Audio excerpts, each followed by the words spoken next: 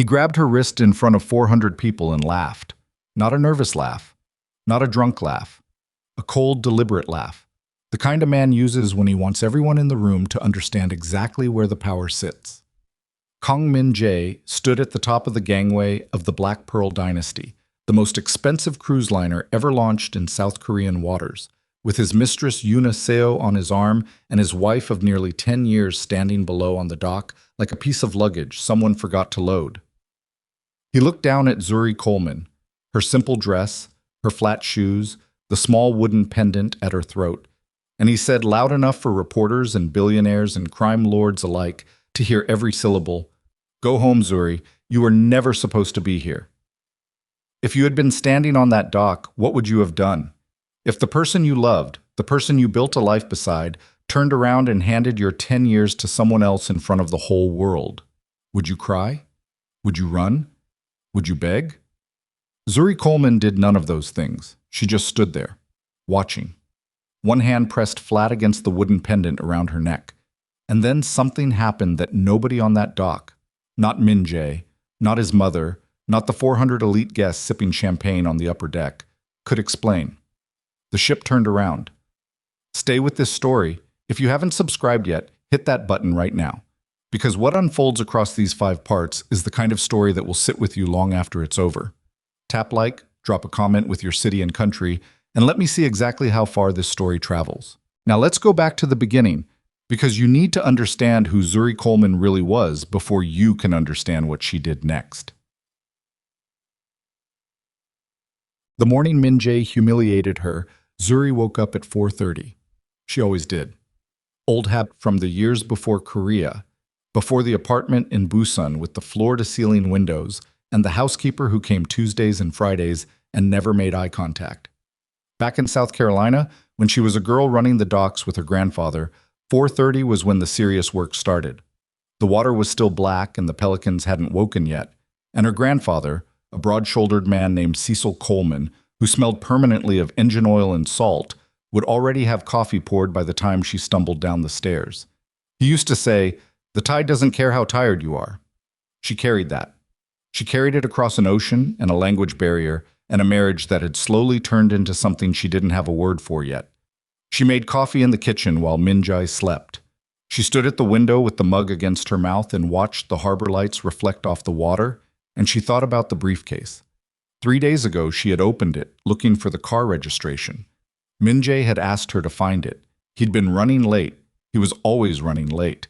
And he'd left the briefcase on the counter and said it should be somewhere in there, the registration tan envelope.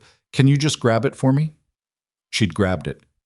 And beneath the registration, beneath a folder of what appeared to be shipping contracts, she found 15 pages of legal documents stamped with a law firm letterhead she didn't recognize. Divorce papers. Already signed. His signature clean and deliberate at the bottom, dated 6 weeks ago. She'd stood there in the kitchen holding them for a long time. Long enough for Min-jae to come back and find her. He'd taken one look at her face, and then at the papers, and then a very specific expression had moved across his face. Not guilt, not even surprise.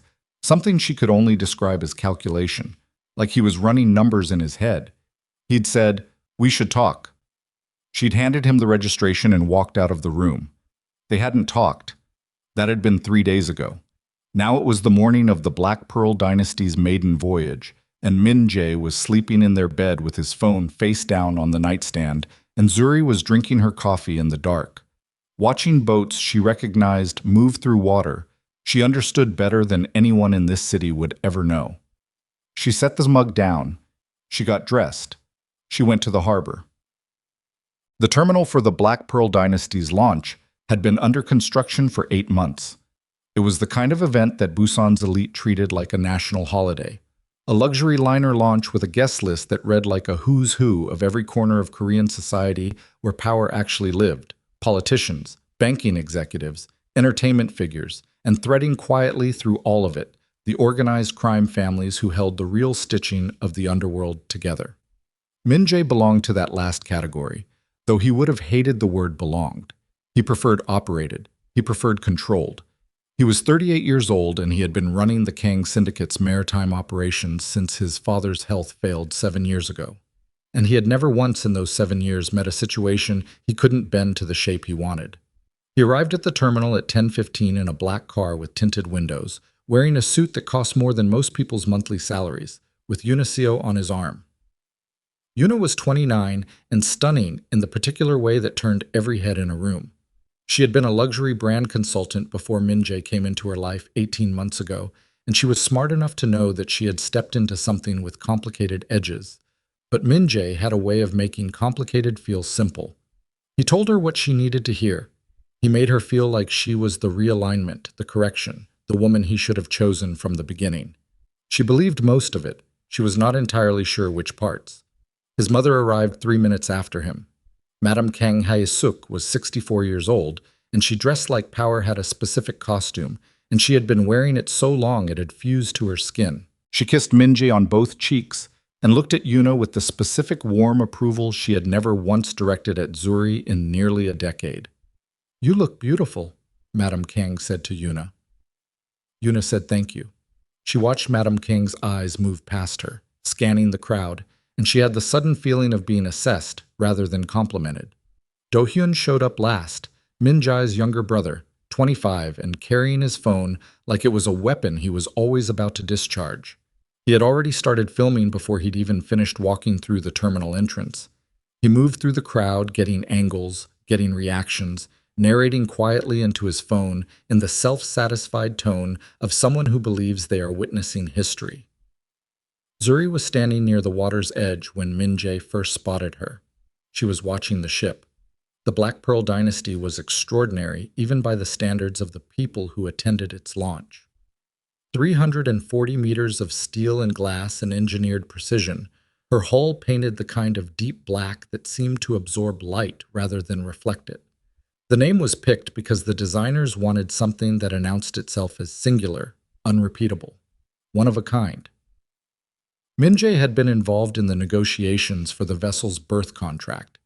He knew the harbor fees. He knew the insurance structures.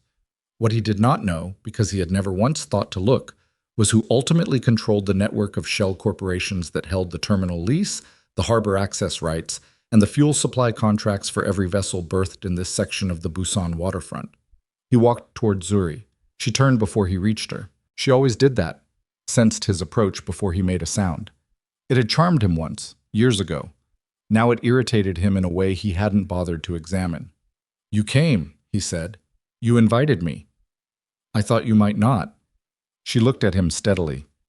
"You thought wrong." What happened next had been staged for weeks. That was the part that would take Zuri months to fully absorb.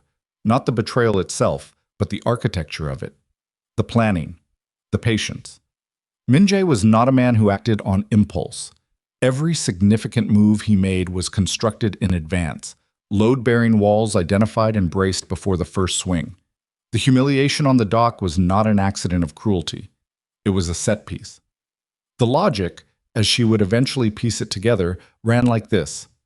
Zuri had successfully hidden her financial identity for years. Min-jae had believed he was married to a harbor administrator earning a modest salary.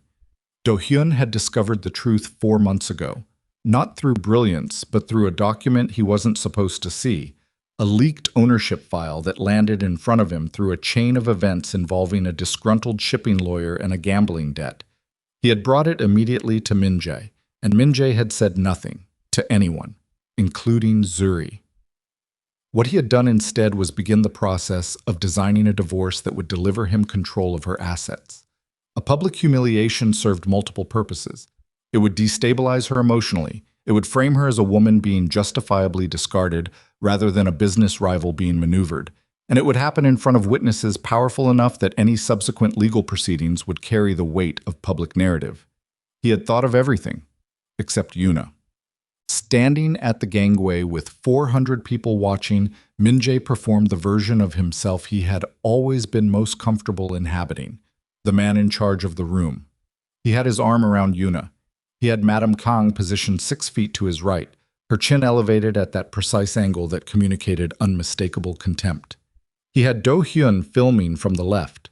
Zuri had walked to within 10 feet of him when he raised his voice.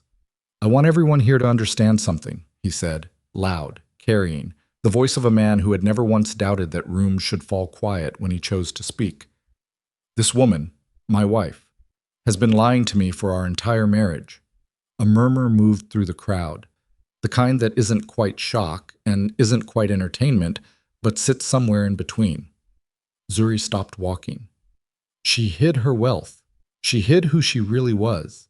She let me believe I married an ordinary woman when in fact she was sitting on a fortune large enough to— He paused, deliberately. Let the silence work for him. Large enough to dwarf everything I have ever built. Someone near the back laughed. Not a mean laugh, a confused one. This wasn't the script people had expected for a cruise launch. Minjae turned to Yuna. He took her hand. He looked at it, then looked back at Zuri with an expression that was almost gentle, the cruelest kind.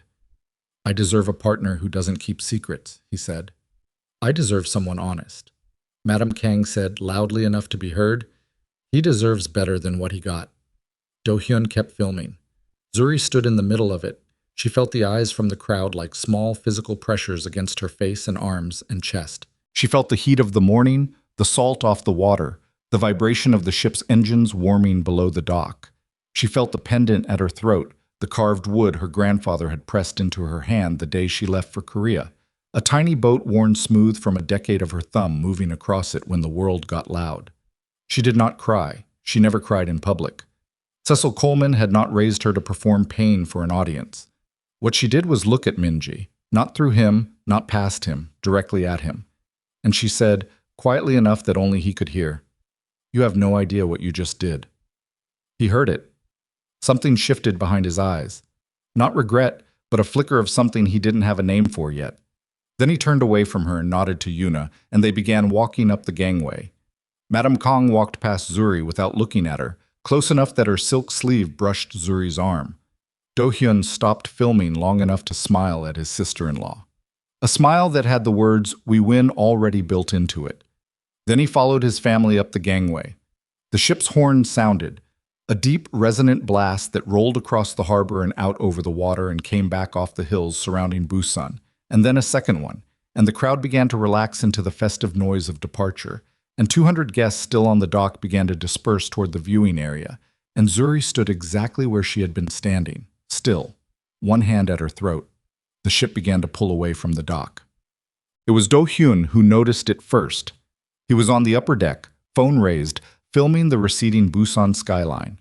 Beside him, Minjae stood at the railing with his hand on the small of Yuna's back. Madame Kang was already inside heading toward the champagne. Do-hyun lowered his phone. "Hyung," he said. Minjae didn't turn. "Hyung." Louder. Something in his voice. Minjae turned. Do-hyun was pointing, not at the skyline, down and back, at the harbor. The ship was slowing, not gradually, the way a vessel eases into a new speed. This was a hard, deliberate deceleration, the kind that changes the pressure in the air and sends loose items sliding on tables inside. Several guests stumbled. Someone spilled a drink. The horn sounded again, a different pattern this time, and through the hull came the deep mechanical groan of engines being redirected. The Black Pearl dynasty was turning around. "What is happening?" Minjae said. It was not a question. It was the sound of a man watching a wall he built begin to lean. Yuna gripped the railing. She had been quiet since the gangway. She had watched Zuri's face when Minjae spoke, and she had felt something cold settle into her chest that she had not entirely shaken. Down on the dock, growing larger as the ship returned, Zuri Coleman stood exactly where they had left her. She had not moved. She had not called anyone. She had not done anything visible at all. She simply watched the ship come back. Minjae stared at the figure on the dock and felt the first real vibration of something he had not felt in years, the sensation of being in a room where someone else had already counted all the exits. "Who controls the ship's course?" he said to no one in particular. Nobody answered. The ship kept coming. The harbor fell completely, absolutely silent. And Zuri Coleman, the woman he had just discarded in front of 400 witnesses, the woman his mother had dismissed, the woman his brother had laughed at, stood at the edge of the dock in her flat shoes and her simple dress with her hand pressed against a wooden pendant, and waited. Because she had all the time in the world. The ship was hers. The ship did not stop. That was the thing nobody on deck had processed yet. The Black Pearl dynasty was not experiencing a mechanical failure. There were no alarm klaxons, no emergency lighting, no crew running. The vessel was returning to the dock with the calm precision of something executing a command it had been waiting to receive, and that was somehow more terrifying than any emergency would have been. Min-jae watched the dock get closer, and he felt the calculation in his chest start to malfunction. He had run operations for 15 years. He had negotiated with men who put guns on tables the way other people put business cards. He had survived 3 internal power challenges inside the Kang Syndicate, and had come out of each one with more territory than he'd started with. In every one of those situations, there was a variable he understood and could work with: fear, money, loyalty, ambition. Every room had a pressure point. He could not find the pressure point in this. "Call the harbor master," he said to Do-hyun. Do-hyun already had his phone out. It was dialing. He waited. His jaw was working slightly the way it did when he was nervous, a habit Min-jae had noticed when Do-hyun was 12 years old and had broken a window playing football and was trying to figure out how to explain it. "Busy signal," Do-hyun said. "Try the terminal operations line." "I don't have that number." "Then find someone who does." Min-jae's voice had gone flat. Not angry yet. Pre-angry. The register that meant thinking was still ahead of feeling. Yuna said nothing.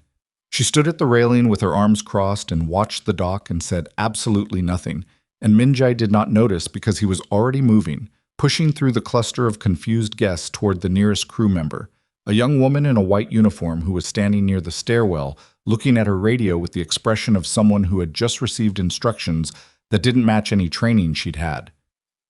"What is happening?" Min-jae said to her. "Explain this to me." The woman looked up. She was maybe 25, and she had the particular posture of someone very new to their job, encountering someone very used to being obeyed. "Sir, I've been asked to let you know that the vessel is returning to dock per owner instruction." Owner instruction. He repeated it the way you repeat something when the words are correct but the sentence is wrong. "The owner of this vessel is the Busan Maritime Development Authority, in conjunction with—" "No, sir." Her voice was steadier than he expected. "That arrangement was dissolved 14 months ago. The current owner of record is Obsidian Maritime Group." Silence. Not just from Min-jae. The 3 or 4 guests close enough to overhear had gone quiet too, the way people go quiet when they sense they are standing too close to something they don't fully understand. Min-jae looked at the woman for a long time. "Who is Obsidian Maritime Group?" he said. She held his gaze for exactly 2 seconds. Then she looked down at her radio. "The captain will address all guests shortly, sir. If you could—" He was already walking away. He found Do-hyun near the portside railing, phone pressed to his ear, and from the look on his face, the call was not going well. "Who are you talking to?" Min-jae said. Do-hyun held up one finger. One moment. Min-jae stood there and watched his brother's face go through 3 different expressions in the space of 30 seconds. Confusion, then a specific pale blankness, then something that looked almost like the early stages of fear. Do-hyun lowered the phone. "That was Seok," he said. Seok was their logistics coordinator, the man who managed the paper trail on every shipping contract the Kang Syndicate ran through legitimate channels. "He's been trying to reach you." "Why?" "Because 3 hours ago, Obsidian Maritime Group filed a formal notice of ownership consolidation with the Busan Port Authority." Do-hyun paused. He pressed his lips together. "It covers the terminal lease, the berth contracts for every vessel we run cargo through in this section of the harbor, the fuel depot on Pier 9, and—" Another pause, longer. "The maintenance contracts for the Black Pearl dynasty herself." Min-jae stared at him. "All of it," Do-hyun said. "Every piece of infrastructure we use on this waterfront. It all runs through Obsidian Maritime." The ship bumped gently against the dock. It was a delicate contact, precise, the kind of docking that speaks to a crew that has done this thousands of times and trusts the harbor completely. From the upper deck where they stood, Min-jae could see the dock workers moving with quiet efficiency, catching lines, securing them. He could see the gangway being repositioned, and he could see Zuri still standing exactly where she had been, watching the ship return the way a person watches something that was always going to happen. "She owns it," Do-hyun said. "Don't." Min-jae's voice was sharp. "Hyung, I said don't." He put his hands on the railing, gripped it. He could feel the metal's warmth from the morning sun against his palms. How long have you known about her companies? 4 months. I told you 4 months ago. You told me she had assets. You showed me ownership documents with names I didn't recognize. I told you Obsidian Maritime was hers. I told you it was big. Do-hyun's voice had taken on a defensive edge, the specific tone of a younger brother who is about to argue that the mistake belongs to someone else. You said you'd look into it. I said I'd look into it, Min-jae repeated quietly. And what did I do instead? You said we had time. You said the divorce would come first and then we'd stop talking. Do-hyun stopped. Below them on the dock, Zuri had begun walking toward the gangway. What? Madame Kong found out the way she always found out things that happened on ships, through the steward who served the private lounge on the upper deck, a man she had tipped generously at boarding because she understood instinctively that the people who carried things knew everything. The steward leaned down and said something brief and quiet. Madame Kong set down her champagne glass. She sat very still for a moment with her hands folded in her lap and her eyes fixed on nothing in particular. Then she stood, smoothed the front of her dress, and walked toward the deck. She found Min-jae at the railing. Tell me, she said. Not here. Tell me here. He looked at her. Her face was doing the thing it always did under pressure, closing, hardening, the lines of it going sharp and decisive. She had built this family from nothing after Min-jae's father became unreliable, and she had done it through force of will and the particular intelligence of someone who had survived enough humiliation to develop an immunity to it. He had always respected that. He had also always known that her affection was fundamentally conditional. He told her, not everything, but enough. When he finished, Madame Kong was quiet for a moment that stretched long enough to become uncomfortable. You knew she had significant assets, she said. I knew she was wealthier than she appeared. I didn't know the scope. Do-hyun told you 4 months ago. Do-hyun told me she had holdings. He didn't have the full picture. Did you ask for the full picture? Min-jae said nothing. Madame Kong looked at him with an expression that was not quite anger and not quite disappointment, but something that sat between them like a third person. You were too busy planning the ceremony of throwing her away to understand what you were actually throwing away. That's not… Don't. Now her voice had the flat edge in it. Don't tell me what it is. I'm looking at what it is. She turned toward the dock. Zuri had reached the bottom of the gangway. A crew member was speaking to her, and as Madame Kong watched, the crew member stepped aside and gestured, not the careful gesture of someone managing a difficult guest, but the precise, deferential gesture of someone greeting a person who belongs there. Fix this, Madame Kang said. How? I don't care how. That is your problem. She picked up her bag from a nearby chair. You made this mess by moving before you had complete information. Every general who has ever lost a war has made the same mistake. Now deal with the consequences. She walked away from him. Min-jae watched her go and felt, for the first time in a long time, genuinely alone in a way that had nothing to do with the number of people around him. Yuna had moved to the far end of the deck. She was not hiding. She was standing in full view, elbow resting on the railing, watching the harbor with an expression that Min-jae, if he had been paying attention, would have recognized as thinking. But he was not paying attention to Yuna right now. He was watching the gangway. Yuna had been thinking since the dock. She was good at thinking. People often underestimated how good she was at it, because she was beautiful in a way that made people look at the surface and decide they'd seen everything worth seeing.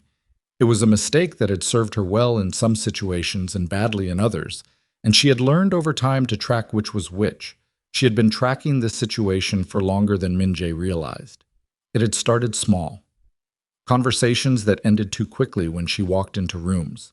A phone call she'd partially overheard 3 months ago where Min-jae had said the name Obsidian twice and then switched to a different subject the moment he noticed her in the doorway.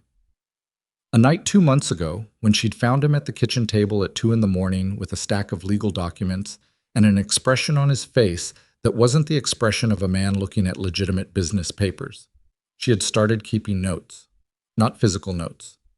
Mental ones. The kind you don't commit to paper because you don't yet know if what you're tracking is going to matter, but you keep them anyway because something in your gut says the information might one day be the difference between having options and not having options. She had 3 months of mental notes. Then, 6 weeks ago, she had borrowed Minjae's tablet to look up a restaurant. She hadn't meant to see anything. The browser was open to a document she'd never seen before, a legal memorandum from an attorney named Choi outlining the strategy for divorce proceedings against a named party. Coleman, Zuri, age 36, harbor administrator. The document described a plan for public character discrediting, asset seizure through marital claim, and offshore transfer of shipping holdings through syndicate channels before the target could retain adequate legal counsel. The word target. She had read the whole document. Then she had put the tablet back where it was, and she had gone to the bathroom and run cold water over her wrists and looked at her reflection in the mirror for a long time. She had understood in that moment two things simultaneously. The first was that she was in a relationship with a man who was capable of designing something like that. The second was that she had, at some point she could no longer identify, begun keeping records. On her phone, hidden under a file folder labeled Receipts, audio files. 14 of them. Conversations she had recorded over the past 3 months, not because she had planned to use them, but because something she didn't have a name for had told her to. She looked at the harbor now, at the dock, at Zuri Coleman standing at the foot of the gangway. She thought about the word target. She reached into her bag. Her fingers touched the edge of her phone. The first confrontation happened in the corridor outside the main lounge, and it happened fast. Minjae came down the interior stairs from the upper deck, and Zuri was already inside the ship. He didn't expect that. He had half assumed she would stay on the dock. And they met in the narrow corridor with 3 crew members present, which meant neither of them could be what they actually were. Zuri, his voice came out with the version of warmth he didn't feel. Can we? No. She was walking. She didn't slow down. He fell into step beside her, which required him to match her pace, which he realized immediately put him in the wrong physical position for the conversation he wanted to have. I think there's been a misunderstanding. There hasn't. If you'd let me explain. She stopped. She stopped so abruptly that he nearly walked past her, and he had to pull up short, and for a moment they were closer together than they'd been in weeks.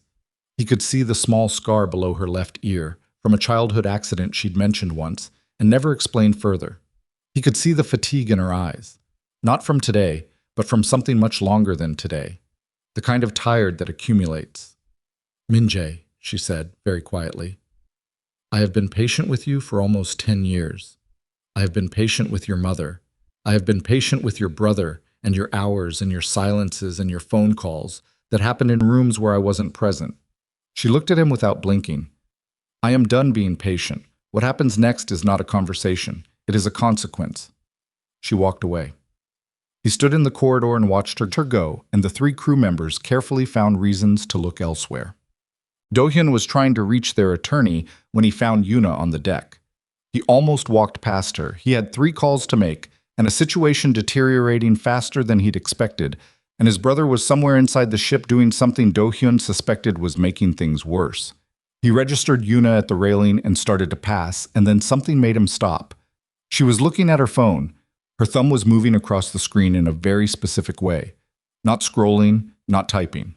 The gesture of someone navigating a file.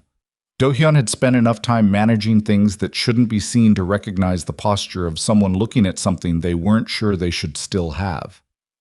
Hey, he said. She looked up. Her face was neutral. Practice neutral, the kind that required work. You doing okay? He said. I'm fine. Big morning? Yes. A pause. Big morning. He leaned against the railing beside her, casual, the body language of someone just needing a moment of air. He glanced at her phone. She'd turned the screen slightly away from him, which told him everything he needed to know about what was on it. Yuna. His voice went lower, dropped the casual. Whatever you think you have, whatever you think you're planning, you should think very carefully. She looked at him for a moment. Then she put her phone in her bag. I'm not planning anything, she said. Good. I'm just thinking. About what? She looked out at the harbor. About what kind of person I want to be when this is over. Do-hyun studied her profile. He had always been slightly uneasy around Yuna in a way he couldn't articulate. Not dislike, but the unease of someone who suspects the other person is counting things they haven't mentioned. My brother made you a lot of promises, he said. He did. He's good at that. He is. She turns to look at Do-hyun directly, and in her eyes was something very clear and not at all warm.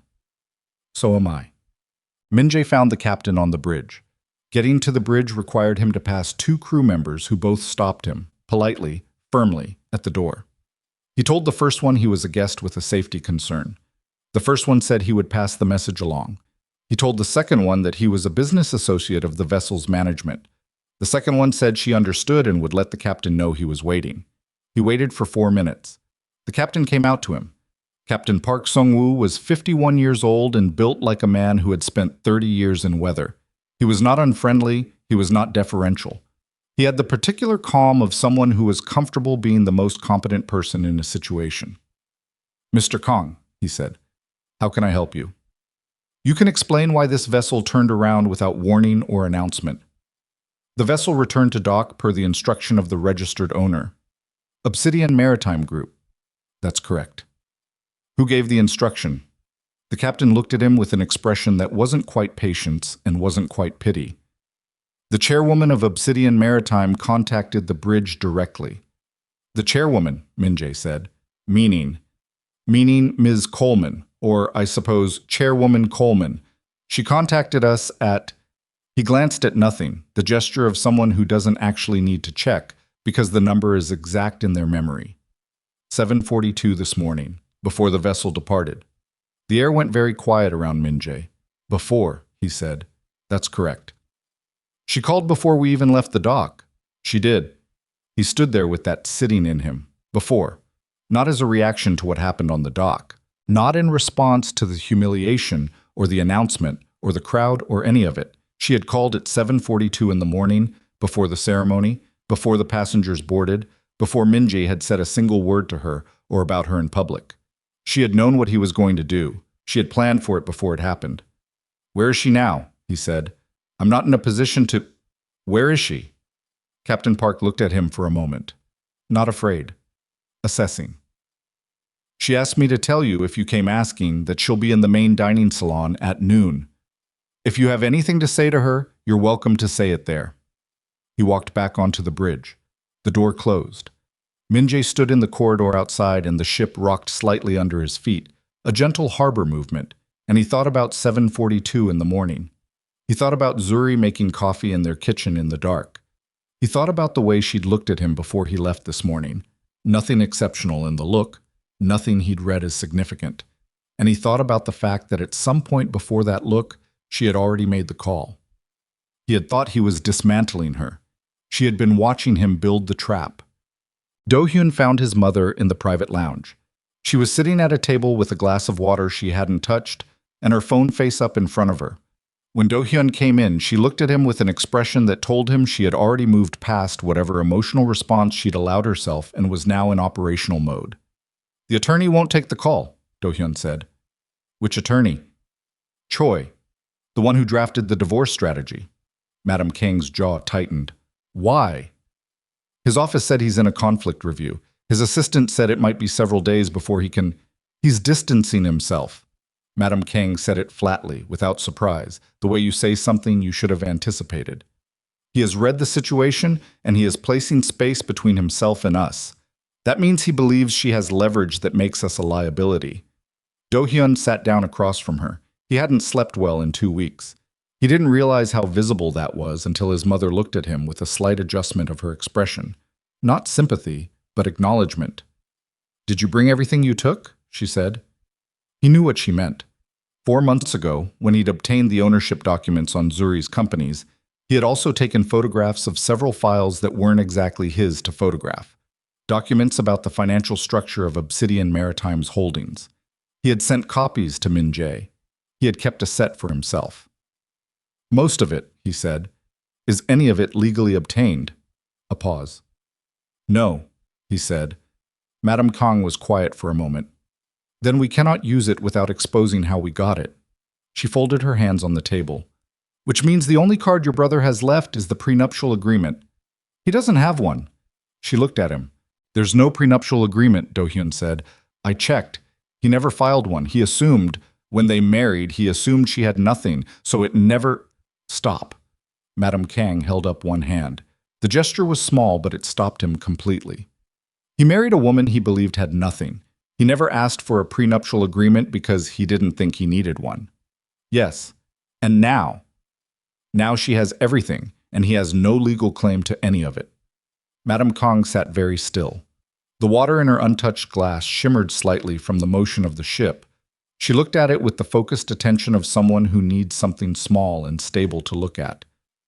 Then we have nothing, she said. He still controls the syndicate operations.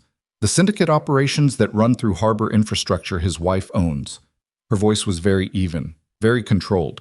The voice of a woman who had long ago made the decision that falling apart was a luxury she could not afford.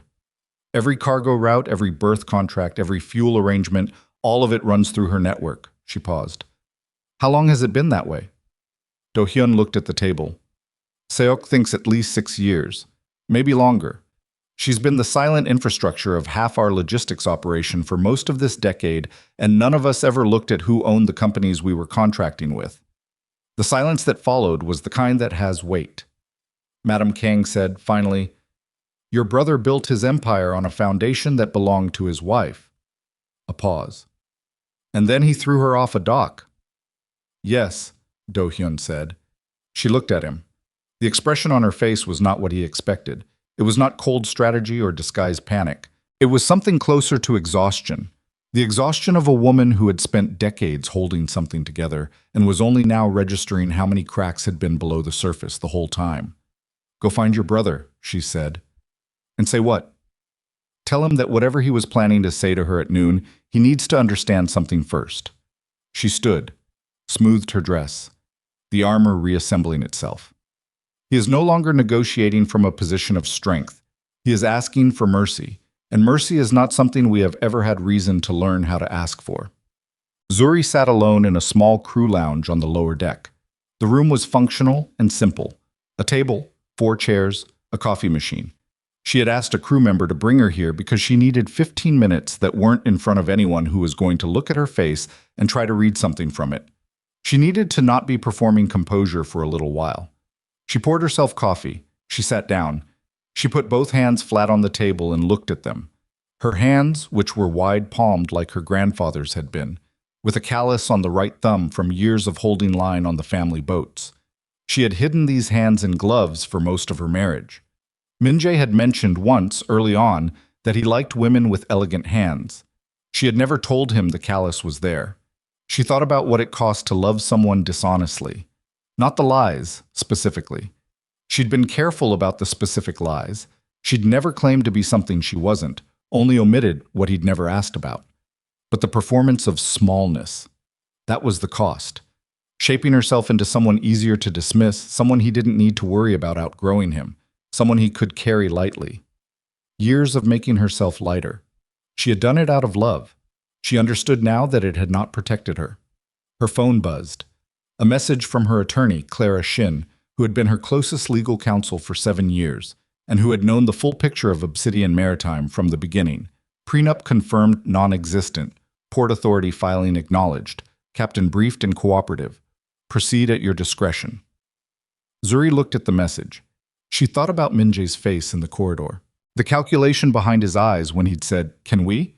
And she had said no without stopping. She thought about how well she knew that face, better than he would ever be comfortable knowing. She thought about 7 years ago, sitting in a small office in Seoul, across from a woman who had told her clearly and without drama. "Zuri, you need to decide what kind of protection you want. Not from the business, from the life you're about to build." And Zuri, who had been in love and had believed love was protection enough, had taken the prenuptial consultation out of her schedule 3 times before finally canceling it entirely. She had been wrong about that. She would not be wrong about what came next. She put her phone down, finished her coffee, sat in the quiet with her grandfather's pendant in her hand, the wood smooth and warm, the tiny carved boat worn almost flat from 2 decades of exactly this, sitting in hard moments and finding the bottom of them. The bottom was here. She stood up. She walked out of the crew lounge, back into the corridor, and she started toward the main dining salon. It was 11:47. She had 13 minutes before noon. And somewhere above her, Min Jae Kong was finally beginning to understand the full dimensions of what he had built his life on top of, and who had been quietly holding it up the entire time. There was no version of Noon that ended with him walking away intact. She had made sure of that before the ship ever left the dock. The dining salon of the Black Pearl dynasty was built to impress people who were difficult to impress. 40-foot ceilings, floor-to-ceiling glass panels on three sides looking out over the water, tables set with the kind of precision that required hourly adjustment. It was the kind of room designed to make whoever stood in it feel that the world outside was scenery, controllable and distant, something to look at from behind glass. Zuri walked in at 11:59. Min Jae was already there. He was sitting at the center table. Not a corner, not a wall seat. The center. Because even now, even with everything shifting under him, he defaulted to positioning himself where the room had to organize around him. He had a glass of water. He hadn't touched it. His jacket was still on, buttoned, which told her he had not relaxed once since the corridor. There were no other guests in the salon. The crew had cleared it quietly, efficiently, the way this crew did everything. She sat down across from him. Neither of them spoke for a moment. Outside the glass, Busan Harbor moved in the mid-morning light. Container ships and ferries and working vessels crossing back and forth the way they always did, indifferent to everything happening inside this room. Min Jae said, "How long? How long what? How long have you owned the infrastructure we've been running our operations through?" Zuri looked at him. "Say it correctly." His jaw tightened. "How long have you owned the infrastructure I've been running my operations through?" "Longer than we've been married," she said. "I built the first terminal lease 7 years before I met you. The network grew from there." He absorbed that. She watched him absorb it, the specific physical process of a man recalculating a very long history and finding different numbers at every step. His hands were flat on the table. Still. He was controlling his hands deliberately, which meant the rest of him wanted to move. "You knew who I was when we met," he said. "I knew you were Kong Min Jae. I knew your family ran syndicate operations through the harbor district. I didn't know the specific channels. But you knew enough. I knew enough to know you didn't know who I was." She said it without edge. Just fact. That was what I wanted. I was tired of men who wanted the company. I wanted someone who wanted me. Something moved across his face at that. She recognized it. It was the expression of a man encountering something that, in a different life, would have moved him. It didn't move him now. The machinery of survival had already taken over. "The prenuptial agreement," he said. "There isn't one. You know that." "I know that now. Why didn't you insist on one?" She looked at him for a long moment. "Because I was in love with you," she said. "And I was stupid about it. People in love are frequently stupid. It's not a character flaw unique to me." He leaned forward slightly. His voice dropped. "Zuri, whatever you think I did, I don't think anything. I read the documents in your briefcase." She put her hands on the table, palms down, steady. "The full strategy, the attorney's memorandum, the asset transfer framework, the offshore channel through the syndicate. I read all of it. The silence that followed was very complete." "When?" he said. "3 days ago. When you asked me to find the car registration." She paused. "You left them right on top." He looked at her. Something moved behind his eyes that she had not expected. Not calculation, but something raw. Briefly raw. Gone before she could fully read it. "That was careless," he said finally. "It was," she agreed. "But I think part of you was careless on purpose." He said nothing. "I think part of you wanted me to find it," she said. "I think part of you wanted me to know before the dock, to give me the chance to—" She paused, chose the word carefully. "To negotiate. I think there's a version of you that didn't actually want to do it the way you did it this morning." "Don't." His voice went hard. "Don't make me into something I'm not." "I'm not making you into anything. I'm telling you what I observed." She sat back. "It doesn't change what you did. It just means you're not entirely the person you performed this morning." The ship rocked, very slightly, awake from a passing vessel. The water in Min Jae's untouched glass trembled. He said, "What do you want?" "I want you to understand exactly where you are," she said. "Not what I'm going to do next, not what the terms are. Just where you are. Do you understand where you are right now?" He looked at her. Every cargo shipment your syndicate moves through Busan runs through terminals I control, she said. Every vessel your operations use for transport is fueled from depots I own. Every berth contract you rely on for discretion runs through shell companies that ultimately report to Obsidian Maritime. She said it without triumph, the way you describe geography.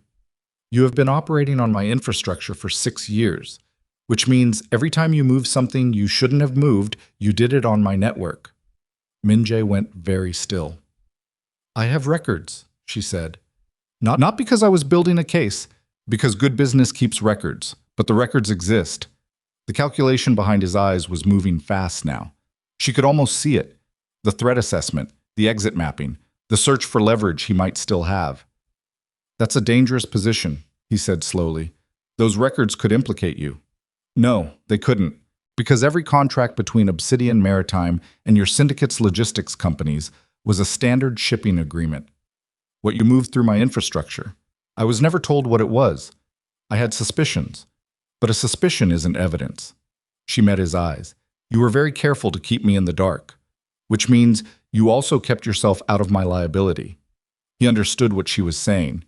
She had been clean because he had made her clean, because his own security protocols had ensured she had no provable knowledge of what moved through her terminals. He had protected her without knowing it, and she had records that could destroy him without touching herself. So, he said. His voice was very quiet now. What do you want? Before she could answer, the door of the dining salon opened. Do-hyun came in fast, the way he always moved when something was wrong. Shoulders forward, phone already in hand. He stopped when he saw them both at the table. His eyes went to Min-jae, then to Zuri, then back to Min-jae. We have a problem, he said. I'm in a conversation, Min-jae said. The problem is bigger than the conversation. Do-hyun crossed to the table. He put his phone face up between them. On the screen was a news alert, a Korean media outlet, the headline loading in real time. Exclusive, secret recordings expose Kang syndicate divorce plot, full audio. Min-jae looked at it. The air in the room changed completely. It went up 11 minutes ago, Do-hyun said. His voice was thin. It's already been picked up by 4 other outlets. The audio it's everything, Hyung. The whole strategy. Your voice. Mother's voice. The asset transfer plan. The attorney calls. Min-jae picked up the phone. He pressed play. His own voice came out of the speaker, tinny and compressed from a recording, but completely recognizable, completely clear. The tone he used in private, the tone that had no performance in it, the tone of a man speaking without an audience. He heard himself explain, methodically and without emotion, exactly how he intended to publicly humiliate his wife, destabilize her, and strip her of assets through a combination of marital claim and syndicate channels before she could assemble adequate legal defense. He heard his mother's voice agree with specific points. He heard Do-hyun laugh at one moment, a short, sharp laugh that sounded very different outside its original context. He set the phone down. He looked at Zuri. You recorded us, he said. She looked back at him. I didn't record anything. Something in her face was very still. Not the stillness of someone hiding guilt, but the stillness of someone who has just heard news they didn't expect and is working to understand it. Then who? Do-hyun said. Nobody answered, and then all 3 of them, at the same moment, thought of the same person. Yuna was not on the deck where Do-hyun had left her. She was not in the lounge. She was not in the corridor outside the salon. Min-jae moved through the ship with Do-hyun behind him, and a cold thing spreading through his chest that he recognized as genuine fear. Not the managed fear of operational risk, but the animal kind that comes when the threat is already inside the perimeter. They found her in the small media room on the 2nd deck, a room set up for press briefings, with a laptop open on the table and her phone beside it, and the door standing open as if she had wanted to be found. She was sitting in a chair by the window. She was not surprised to see him. She looked tired, not guilty, not defiant, just tired, in the bone-deep way of someone who has been carrying something heavy and has finally set it down. How long? Min-jae said. Long enough. She looked at him steadily. The conversation where you explained the full asset seizure plan. The call with Choi about framing her as mentally unstable for the proceedings. The conversation where your mother said, she stopped, chose not to say it. The conversation about what happens to her if she fights the settlement. Min-jae felt something drop through him. There were things in the conversation she was describing that went beyond business calculation. Things his mother had said in the specific register she used when she was discussing problems that needed to disappear rather than be solved. He had not thought about those conversations in those terms at the time. He was thinking about them in those terms now. "You had no right," he said. "I had every right." Her voice was still even. "I was standing in rooms where people were deciding what to do with another person's life. I had a right to know what I was standing in." She looked down at the table. "I didn't know what I was going to do with it. I wasn't planning anything. I kept the record because I didn't know what I was looking at yet. And now you've given it to the press." She said nothing. "Yuna." His voice dropped. The danger in it was real now, not performed. "Did you give those recordings to a media outlet?" She looked up at him. "I sent them to a journalist I trust, before the ship left the dock. This morning." The timeline hit him in the chest. Before the ship left the dock. Before the ceremony. Before he'd stood at the gangway and said what he'd said. She had already sent them. Which meant while he was constructing his performance on the dock, the recordings were already traveling, and everything that happened afterward, the humiliation, the announcement, the crowd, all of it, had been filmed and photographed and fed into a media cycle that was now carrying audio evidence of exactly what he'd intended. He had staged a public spectacle. He had handed it to the press complete with a soundtrack. "You did this before you knew what I was going to do out there," he said. "I did it because I knew what you were capable of," she said. "Not because I knew specifically, because I understood who you were." She stood up. She picked up her phone and put it in her bag. "I'm not your enemy, Min-jae. I was someone who cared about you and watched you become someone I couldn't defend." She moved toward the door. "I'm sorry for the parts of this that hurt you. I'm not sorry for the rest." He stepped into the doorway. She stopped. They stood close, the closest they'd been since this morning, on the gangway, when the distance between them had been the performance of something still intact. Up close, she looked like herself. Not the version he'd built his explanation on, the beautiful, convenient woman, but her actual self, which was something considerably more complicated.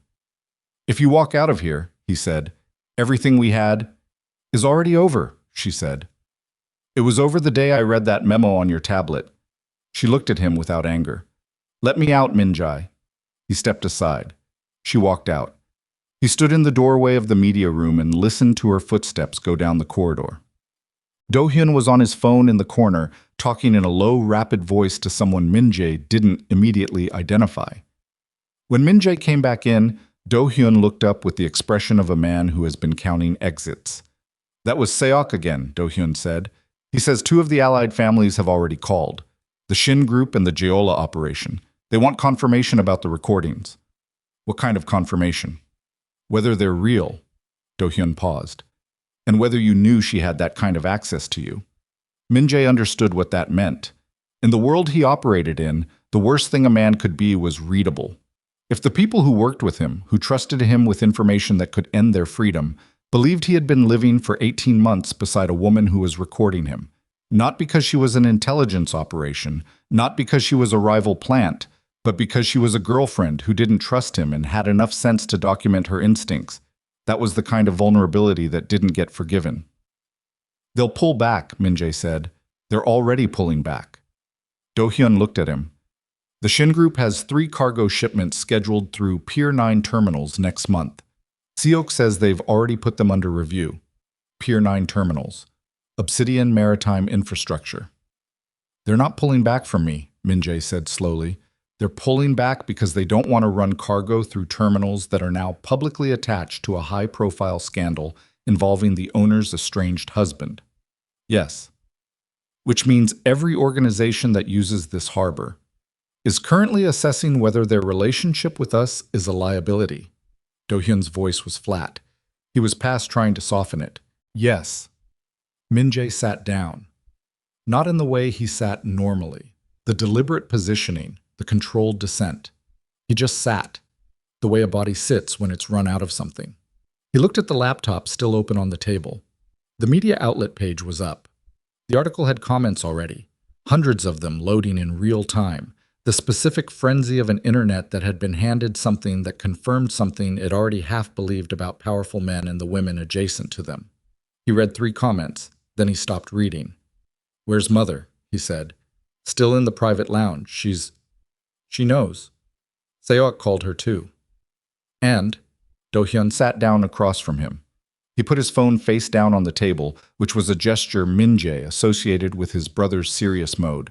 The moments when the performance of confidence came off, and what remained was something younger and considerably less certain. "She said to tell you," Do-hyun said, "that the prenuptial you never filed and the recordings you didn't know existed and the infrastructure you didn't research are 3 failures of the same basic type, and that she doesn't have anything else to tell you." The sentence landed the way things land when they're true. Min-jae looked at the table. He thought about Zuri standing at the gangway this morning. He thought about the patience in her face. Not the patience of someone enduring, but the patience of someone who had already done everything that needed to be done and was simply waiting for the clock to catch up. 7:42 in the morning, she had called the captain. She had stood on that dock and watched him perform his certainty, and she had known, while he was doing it, that every piece of it was already addressed. He had not outmaneuvered her. He had walked into a room she had already furnished. Zuri found Madame Kong alone. She hadn't planned this part. She had been walking back toward the main salon and she had passed the door of the private lounge, and it was open, and Madame Kong was sitting at the table with her hands in her lap and her spine straight, and her face carrying something Zuri had never seen on it in 10 years. Defeat. Not performed defeat. Not the strategic retreat that masquerades as grace. Actual defeat. The kind that sits in the body. Zuri stood in the doorway. Madame Kang looked up. Neither of them spoke for a moment. 10 years of dinners and holidays and careful, cordial hostility stretched between them, all the ways this woman had found to communicate, without ever saying anything specific, that Zuri was not and would never be sufficient. The small slights, the comparisons, the way she spoke about Zuri's background as if South Carolina were a condition to be treated rather than a place to be from. "I'm not going to take the house," Zuri said. Madame Kong blinked. "The residence in Haeundae. It's registered in Min-jae's name. I have no legal claim to it, and I'm not going to try." Zuri stepped into the room. Not all the way. She stood near the door, one hand on the frame. "I'm also not going to pursue the syndicate's operational assets. What he built before our marriage is his. I'm not interested in destroying your family. That's not what this is." Madame Kang studied her. The calculation was still running behind her eyes, still looking for the angle, for what this generosity was covering. "Then what is this?" she said. "This is consequence," Zuri said. "He made a plan to take everything I built. The plan failed. The infrastructure stays mine, the harbor operations stay mine, and whatever legal proceedings he tries to initiate regarding marital assets will be resolved in my favor, because there is no prenuptial agreement, and I have a great deal of documentation about the nature of the marriage." She paused. "That's the consequence." Madame Kang was quiet. "But I'm not going to reach beyond that," Zuri said. "If he rebuilds, he rebuilds. If your family finds a way through this, you find a way through it. I'm not standing in the door." She took her hand off the frame. "I'm telling you this because I think you're owed the information. Whatever you think of me, you're his mother. You should know the actual shape of what's coming." She was about to leave when Madame Kong spoke. "I was unkind to you," Madame Kong said. The words were quiet. They didn't have the sound of an apology exactly. They had the sound of an inventory, a woman accounting for what she owned. Zuri looked back at her. "Yes. You were never what I wanted for him." Madame Kong's voice was even. She was looking at the table. "That was wrong of me. Not because I was incorrect about the match. I still believe you were the wrong person for each other. But I was unkind beyond what was necessary, and that was not—" She paused, seemed to locate the word with some difficulty. "That was not well done." Zuri looked at her for a moment. "No," she agreed. "It wasn't." She left. The attorney's call came through to Minji at 12:34. Not Choi. Choi was still unreachable. This was a different attorney, one he'd used for earlier operations, a man named Baek, who had always been reliable in the specific way that meant he appeared when situations became critical and disappeared when they resolved. Beck did not deliver good news. The recordings, he said, were legally obtained in every jurisdiction that mattered. Yuna had been a party to every conversation she'd recorded, which in Korean law meant no wiretapping violation. The content included statements that, while not constituting criminal admission in isolation, created significant evidentiary problems if any investigation were to be initiated. The media publication, already spreading internationally, had introduced a public record that would be extremely difficult to counter through defamation proceedings because the recordings were demonstrably authentic. Min-jae sat in the media room and listened to all of this. "What's the actual exposure?" he said. Beck was quiet for a moment. "The statements about offshore asset transfer through syndicate channels. If the Financial Crimes Unit decides those statements constitute evidence of intent to commit financial fraud, do they? They could be read that way, yes. By a motivated prosecutor. By any prosecutor paying attention to the current news cycle." Beck paused. "The recordings themselves aren't a criminal act. What they describe, the methodology, the channels, that creates a line of inquiry. If the inquiry begins, then the harbor records become part of it." "Potentially, yes," Min-jae said. "And if we move assets before—" "Don't!" Beck's voice went sharp. "Don't say that and don't do it. Any movement of assets in the current 12-hour window looks like exactly what it would be and will be treated accordingly." Silence. "What do I have?" Min-jae said. Beck said, "You have the syndicate operations. You have the assets predating the marriage. You have no criminal record that's a matter of public record. You have the option to be very quiet and very cooperative and very patient while this news cycle moves on to something else." He paused again. "That's what you have." The call ended. Min-jae set the phone down on the table. Do-hyun was sitting across from him, had been sitting there through the whole call, and he had not interrupted once, which was unusual enough that Min-jae registered it consciously. "Say whatever you're going to say," Min-jae told him. Do-hyun looked at the table. "I'm the one who found the ownership documents. I'm the one who brought them to you." He looked up. "I pushed for the plan. I set up the live stream on the dock. I wanted—" He stopped, tried again. "I thought we were being smart." "We were being greedy," Min-jae said. The words sat between them. "Yeah," Do-hyun said quietly. Min-jae looked at his hands. The hands that had signed the divorce papers 6 weeks ago, clean and deliberate, certain they were the opening move of something he controlled. He thought about Zuri reading those papers at the kitchen counter. He thought about the way she had handed him the registration and walked out of the room and said nothing. Not out of weakness, but because she had already read everything she needed to read and was already moving toward what came next. He thought about the fact that she had called the captain at 7:42. I thought about 10 years of dinner tables and harbor sunrises and the pendant she always wore and the way she'd said "I was in love with you this morning." Not "I am" past tense, the kind of past tense that describes something that existed completely and is now completely gone. He thought about the fact that he had done this. Not the plan, specifically, the thing underneath the plan. The choice, made 4 months ago when Do-hyun handed him those documents, to see her wealth and stop seeing her. To reduce her to an asset problem, to take 10 years of a person and fold them down into a variable. He had done that. He sat with it. The door opened. Captain Park stood in the frame. He did not come in. He looked at Min-jae with the careful, neutral expression of a man delivering something he was asked to deliver. "Mr. Kang," he said, "Chairwoman Coleman has asked me to convey that she will be boarding 3 additional guests in 30 minutes, her legal team. She asks that you and your family remain in the private lounge until the vessel has returned to dock." He paused. "She also asks that you not attempt to contact her directly until the legal process has been formally initiated." He waited. Min-jae said, "Tell her I understand." Captain Park nodded. He pulled the door closed. In the silence that followed, Do-hyun said, "Legal team. That means she's—" "Yes," Min-jae said. "She's filing." "Yes."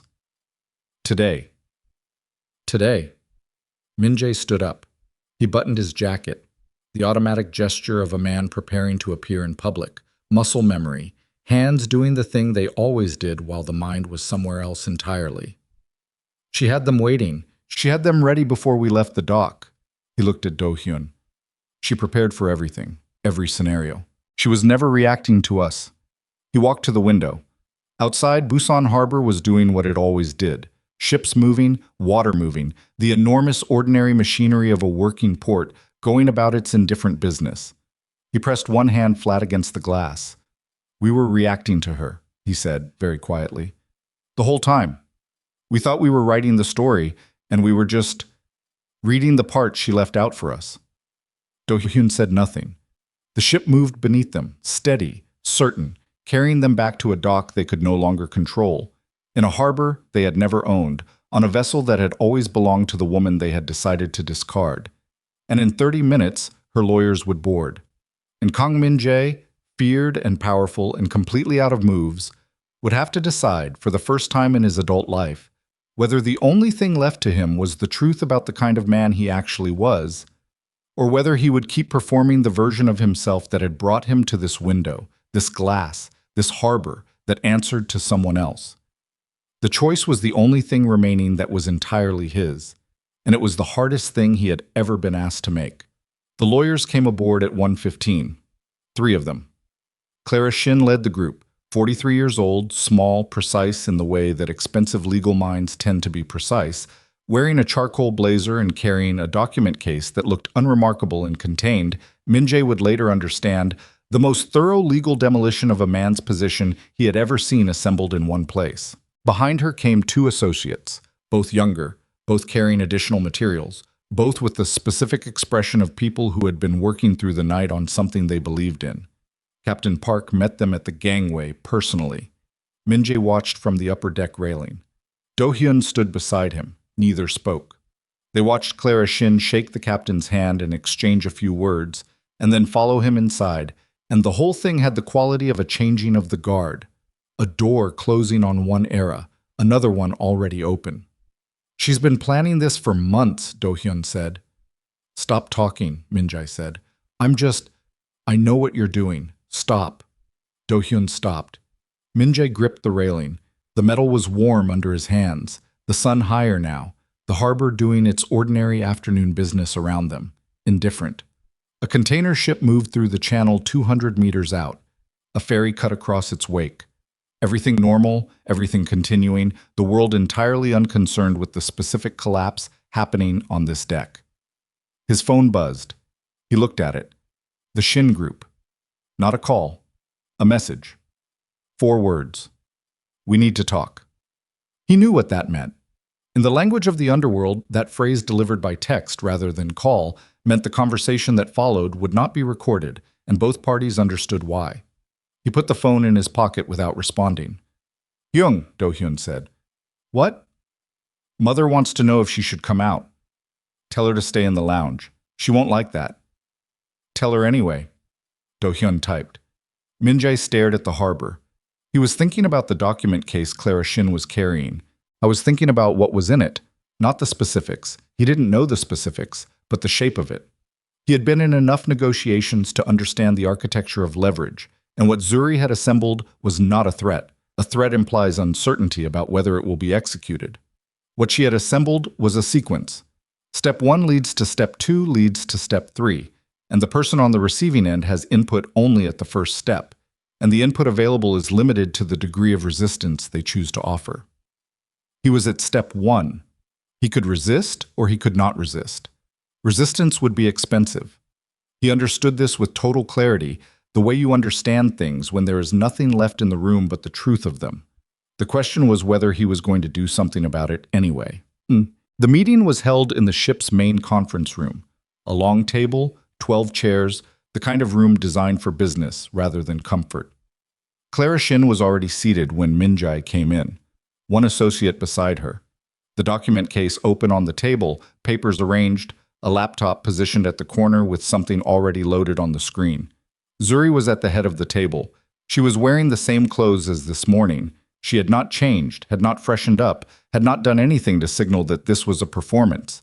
She looked like a woman who had been working since before dawn and intended to keep working. Her hands were on the table. The pendant was at her throat. She looked at Min-jae when he came in, and her expression was the most difficult thing he had encountered today. Not cold, not triumphant, not angry. Just present. Completely, entirely present. in the way of someone who has nothing left to hide and has stopped performing the version of themselves designed to manage someone else's comfort. Min-jae sat down.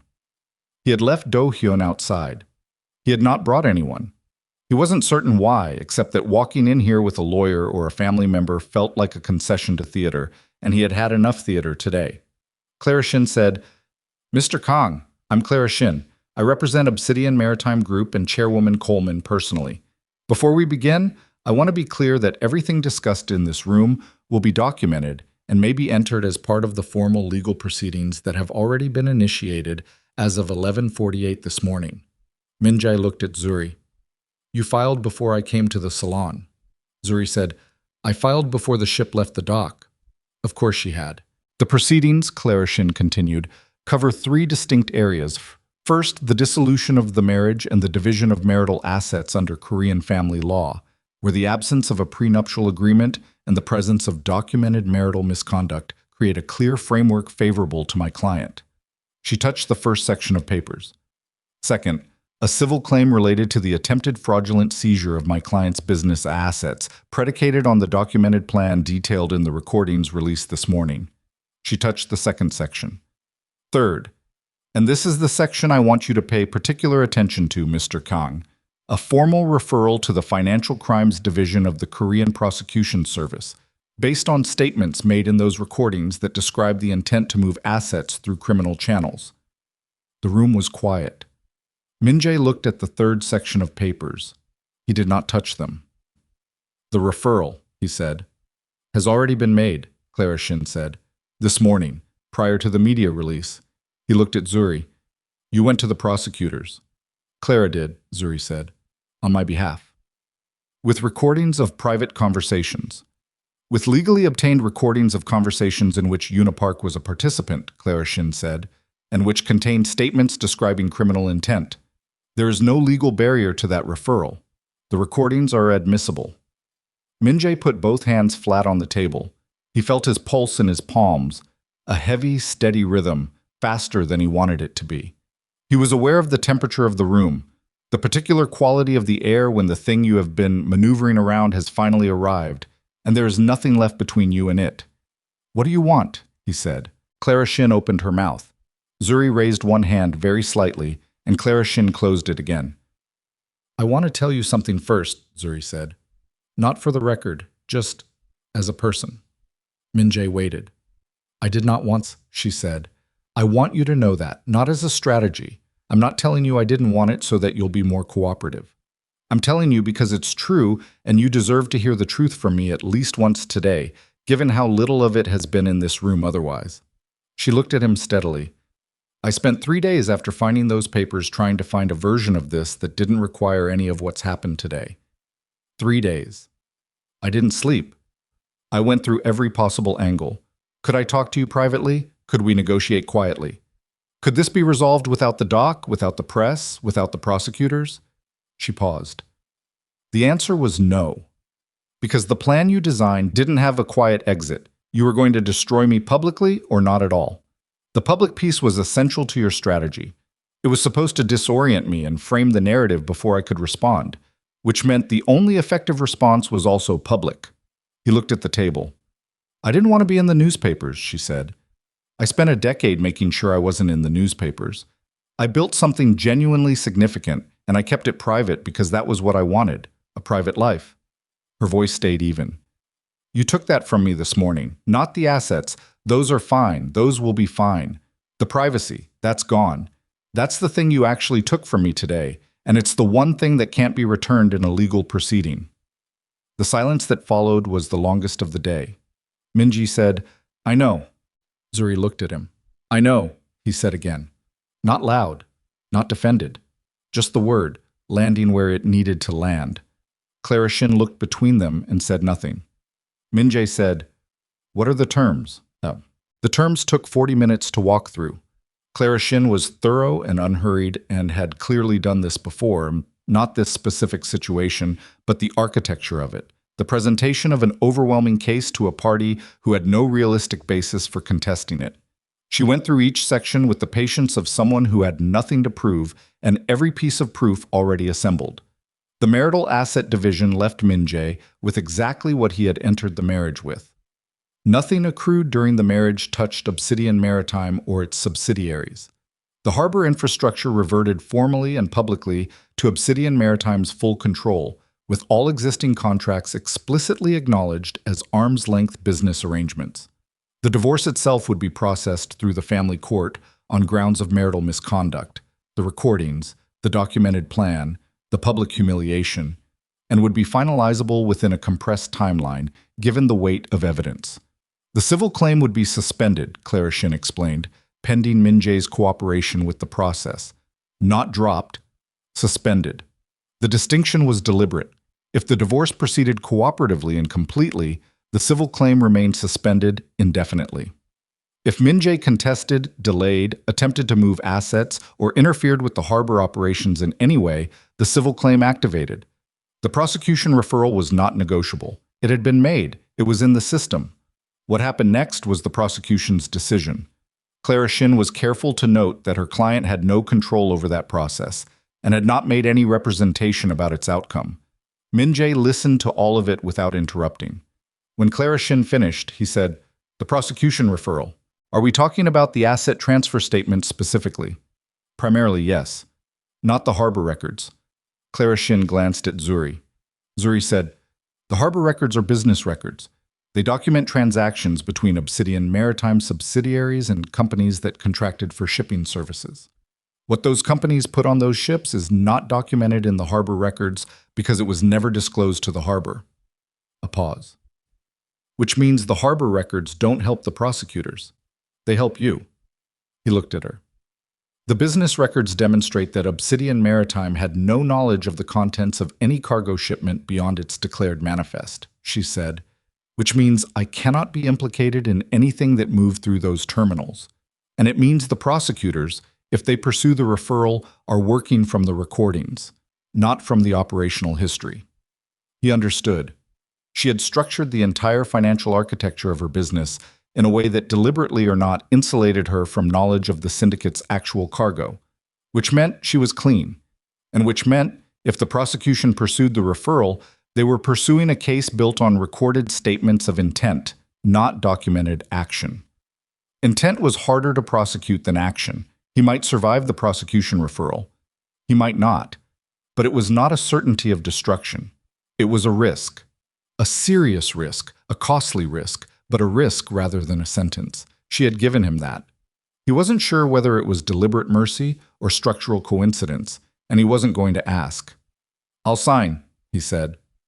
Clara Shin slid the first document across the table. Do-hyun was pacing outside when the conference room door opened. He stopped when he saw Min-jae's face. He had been with his brother long enough to read the specific geography of it, where the tension lived, what various kinds of defeat looked like, what various kinds of decision looked like. What he saw now was something he hadn't seen before. Not defeat, exactly. Not relief either. Something that didn't have a familiar name. "What happened?" Do-hyun said. "It's done." Min-jae kept walking. "The divorce terms, I signed." Do-hyun fell into step. "And the prosecution is what it is. We get an attorney. A good one. Not Choi." Min-jae pushed through the door to the exterior deck.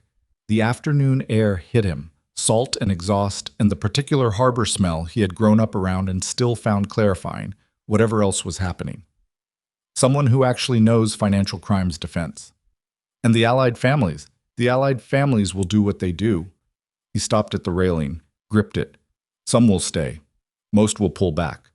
We rebuild from what stays. He looked at the water. It will take years. Do-hyun stood beside him.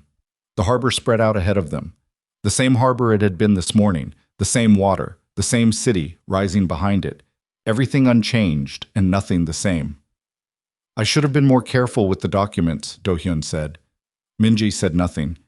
"When I found them, I should have, before I brought them to you, I should have done more work, understood what we were actually looking at." "Yes," Min-jae said. Do-hyun stopped. He was quiet for a moment. "I got excited. About the money. About what it could mean for the organization. I got excited and I moved fast and I didn't..." Another stop. "You didn't think about her," Min-jae said. "Neither did I. That was the actual mistake. Not the planning, not the tactics. We looked at those documents and we saw assets and we stopped seeing a person. Do-hyun was quiet. She was right about that, Min-jae said. When she said it in the salon, she was right. The ship moved under them. They were still in the harbor, the Black Pearl dynasty at anchor, not yet fully returned to dock, suspended in the particular limbo of a vessel that has completed its immediate task and is awaiting the next instruction. Fitting, Min-jae thought. Everything in limbo. Everything waiting to see what came next. His phone went off again. The Shin group. This time a call, not a text. He answered it. The conversation lasted 8 minutes. He said very little. He listened, and what he listened to was the organized, methodical withdrawal of an allied organization from every shared arrangement, cargo routes, information channels, operational support. Not hostile, not a threat, just a clean extraction, the sound of people who had decided that the association had become a liability and were acting accordingly. When the call ended, he put his phone away. Shin Group is out, he said. Do-hyun closed his eyes briefly. The Jeolla operation will follow within the week, Min-jae said. The smaller affiliates will watch what happens with the prosecution and decide from there. He looked at his brother. We're going to be smaller, significantly smaller, for a significant amount of time. Do-hyun opened his eyes. How long? Years, I already said years. I know, Do-hyun's jaw worked. He was 25 years old. He had grown up inside the syndicate's orbit, had been shaped by it the way water is shaped by the container it moves through. The prospect of it contracting around him had a specific terror that Min-jae recognized because he had felt it himself, once, very young, before he had built enough to feel certain the structure was his. Do-hyun. Min-jae turned to face him. Go to Mother. Tell her what the terms are. Tell her the marital proceedings are finalized. Tell her... He paused. Tell her the house is secure. The Haeundae residence. Zuri isn't pursuing it. Do-hyun looked at him. She's not? No. Why? Min-jae looked back at the water. Because she never wanted to destroy us, he said. She wanted to survive what we tried to do to her. Those are different things. He exhaled. Go to Mother. Do-hyun went. Madame Kong received the information, the way she received most difficult information, with her spine straight and her face doing the closed, precise work of processing without visibly feeling. Do-hyun sat across from her in the private lounge and told her everything. The terms, the prosecution referral, the allied family withdrawals, the things Zuri had chosen not to pursue. When he finished, Madame Kong was quiet for a long time. The house, she said finally. She's not taking it. No. Madame Kang looked at her hands. Of course she isn't. Mother. She's not taking it because she doesn't need it. Madame Kang's voice was very controlled. The control itself was its own kind of signal, the amount of effort underneath it. She never needed any of it. She was never taking it because she wanted our things. She was taking back what we tried to take from her. She looked up at Do-hyun. Do you understand the difference? Yes. Do you actually understand it? Not as a concept, as a lived reality. Her eyes were steady, and they had something in them that Do-hyun hadn't seen very often, something uncertain. Because I built my entire life on the belief that power is accumulated, that the goal is always more territory, more influence, more control. And I look at that woman and I think, she stopped. I think she had more than any of us, and she would have given it all up just to have been loved correctly. Do-hyun said nothing.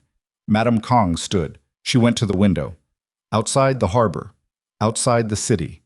Outside the enormous ordinary world that did not care about any of this. She was the right person for him, Madame King said quietly. I was wrong about that. I said it to his face on this ship, and I'm saying it to you now. She was the right person, and I spent 10 years making her feel like a mistake. And the result of that is standing in a conference room right now, deciding how much of our family to leave standing. She pressed her lips together. I was wrong. Do-hyun sat in the silence of his mother saying something he had never once expected to hear her say. He didn't know what to do with it. He didn't think she did either. The confrontation nobody expected happened at 3:40 in the afternoon on the starboard exterior walkway. Min-jae had been alone for an hour. He'd found a section of the ship away from guests, away from crew, a narrow service walkway along the starboard side, where the noise of the engines was a physical thing, a vibration you felt in your teeth and your sternum. He stood there with his jacket off for the first time all day, his sleeves rolled, the harbor wind moving through his shirt. He looked like what he was, a man in the middle of an aftermath, stripped of performance. Yuna found him. Or he found her. They were walking from opposite ends of the same walkway, and there was nowhere to go except toward each other, or back the way they came, and neither of them went back. They stopped 3 feet apart. Up close, she looked different than she had in the media room. The composure was still there, but underneath it something was working. He'd spent enough time reading people to see it. She had done something enormous today, and she was beginning to feel the weight of it settle. "You're still on the ship," he said. "The captain said we dock at 5. I'll leave then." She crossed her arms. Not defensive, the gesture of someone keeping herself contained. "I'm not trying to run from what I did." "What did you do?" he said. She looked at him. "I'm not—" He stopped, reformulated. "I'm asking what you think you did, not as an accusation." She was quiet for a moment. The engine vibration moved through the deck under their feet. "I recorded conversations I was present for. I held them for 3 months without knowing what I was going to do with them. And then I read a legal memo that described what was going to happen to another person, a person I'd never met, a person I'd only ever thought about as a complication in my own life. And I decided I wasn't willing to be part of it." She looked at him steadily. "I sent the recordings to a journalist, and I timed it so that whatever you did on that dock this morning would happen in front of the world while the world already had the context for it." He was quiet. "Did I weaponize it?" she said. "Yes. Am I sorry for that part specifically?" A pause. "I'm thinking about that. I think the answer is no. I think she needed it to happen publicly because you designed her destruction to happen publicly, and the only effective counter to a public attack is public context." Her jaw tightened slightly. "I think I'm right about that. I also think I did it partly because I was angry at you. Those two things are both true." Minjai looked at her. "I was angry," she said, quieter now, "because I realized, reading that memo, that you were capable of something I had convinced myself you weren't capable of. And that meant everything I'd told myself about you, about us, was built on a version of you that didn't actually exist." She looked away. At the harbor. At the water. "That's a particular kind of anger, when someone isn't who you needed them to be." He said, "I'm sorry." She looked back at him. "Not as a strategy," he said. "I know you have no reason to believe that, but I'm saying it because it's true. You deserved better than what I gave you. So did she." He paused. "I was building something, and I stopped noticing the cost of it to the people around me. That's not an excuse. It's just what happened." Yuna looked at him for a long moment. The wind moved between them. Somewhere forward on the ship, guests were audible, a gathering resuming, the maiden voyage continuing past its strange interruption, people reclaiming the celebration with the resilience of those who have paid for something and intend to have it. "What happens to you now?" she said. "I don't know," he said. "That's the honest answer." "Are you scared?" He thought about it. Actually thought about it, rather than reaching for the answer a man in his position was supposed to give. "Yes," he said. "I haven't been scared in a long time. I forgot what it feels like." Yuna was quiet for a moment. "It feels like the beginning of something," she said. "Sometimes." She looked at him one more time, a final look, thorough, the look of someone completing an accounting. "I hope you find out which kind this is." She walked away from him, back down the walkway toward the interior of the ship, toward the dock at 5 o'clock, toward whatever came next for her. He watched her go. He didn't call after her. At 4:15, Minji went to find Zuri. He found her on the bow. He didn't know she'd be there. He had been walking, not looking for her, working through the ship in the way of someone who has nothing left to prepare and is waiting for time to move. He came through the forward door onto the bow deck, and she was standing at the very front of the ship, at the railing, looking out at the harbor, and she was alone. He almost turned back. He didn't. He walked to the railing and stood beside her. Not close, 5 feet of space between them, but beside her. He put his hands on the railing and looked at the harbor. She didn't look at him, didn't acknowledge, didn't stiffen, didn't move away. Just continued looking at the water. For a long time, neither of them spoke. The harbor was doing its late afternoon thing, the light changing, the shadows lengthening across the water, the working vessels trading with the pleasure craft for space in the channels. The city rose behind all of it, Busan in the late afternoon, ordinary and enormous and indifferent. I called the captain at 7:42, she said. This morning. I know. I'd been awake since 4:30. She still wasn't looking at him. I made coffee and I stood at the window and I thought about the 3 days since I found the papers. And I thought, if he's going to do it, it's going to be today. At the launch. He's going to do it publicly, and he's going to do it in front of as many powerful people as possible because that's how the plan was designed. She paused. So I called the captain and I told him who I was, and I gave him the ownership documentation, and I told him that if I gave a specific instruction this morning, he should follow it. He was surprised, but he confirmed the ownership documentation and he agreed. Min-jae said, and then you came to the dock. And then I came to the dock, knowing what was going to happen. Knowing what you were likely to do, yes. She turned slightly, not quite looking at him yet, looking at the water ahead and to his side. I still hoped you wouldn't. Some part of me that I have not yet managed to educate out of existence still hoped you'd look at me and decide there was another way. The words sat between them on the harbor wind. I didn't, he said. No. I chose the version of myself that... He stopped. I don't have a way to finish that sentence that doesn't sound like an excuse. Then don't finish it. He didn't. The ship moved under them, very slightly, the water moving beneath the hull, the enormous vessel responding to the harbor's physics with the gentle obedience of something that knows its relationship with the water. I understand now, Min-jae said, that you had everything I thought I was taking from you already secured before I took a single step. I understand that the plan I spent months building was being observed, cataloged, prepared for. He looked at the water. I want to know if any of it surprised you, not for any strategic reason. He exhaled. I want to know if there was anything about today that was different from what you expected. Zuri was quiet for a moment. Madam Kang, she said. He looked at her. In the private lounge. What she said. Zuri looked at him now, directly, for the first time since he'd joined her at the railing. Her eyes were tired in the long way. I didn't expect that. I had plans for every other variable. I didn't have a plan for her saying something true. He looked at her face and he saw, for the first time all day, something he recognized. Not love. That had a different texture. He knew what love looked like on her face. But something adjacent to it. The remnant of it.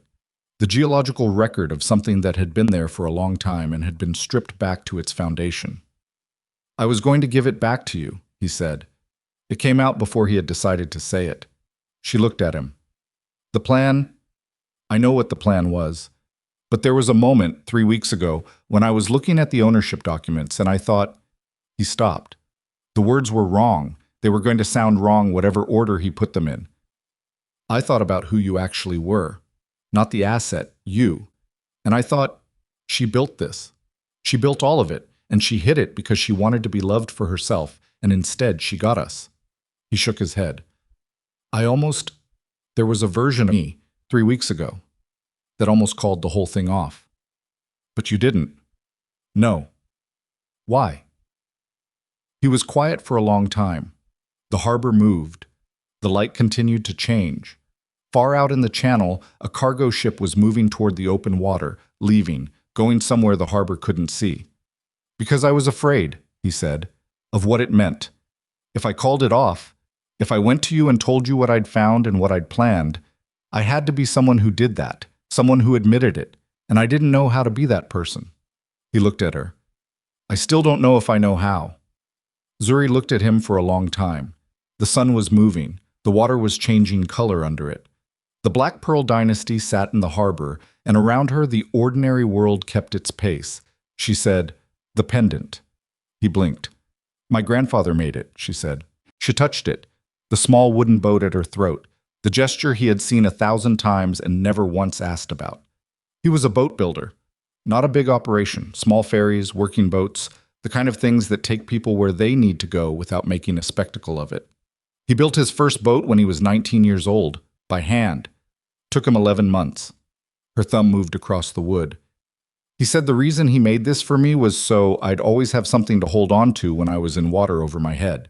He said, "You'll know when you're in over your head, Zoo. Everything will feel very loud and very fast, and the instinct will be to fight it. Don't fight it. Hold the boat. The water will tell you which way is up." Minjae looked at the pendant. "I have been holding that boat every day of this marriage," she said. "Every day that it became something I didn't recognize. Every day that I wondered if I had made the wrong choice staying. Every day that your mother found another way to make me feel like an outsider in my own life." She looked at him. "I held it this morning on the dock. I held it in the corridor. I held it in the dining salon when you signed." She took her hand away from it. "I'm going to keep holding it. That's not going to change. But it can't be because of this anymore. It can't be because of you." "No," he said. "It can't." They stood in silence. The 5 o'clock approach was close. Somewhere behind them, the crew was beginning the preparations for final docking. Minji could feel it in the ship's movement, the small adjustments, the deceleration, the vessel orienting itself toward the pier. "Minji," Zuri said. He looked at her. "What you said, about almost calling it off." She looked at him without judgment. Not forgiveness, not warmth, but without judgment.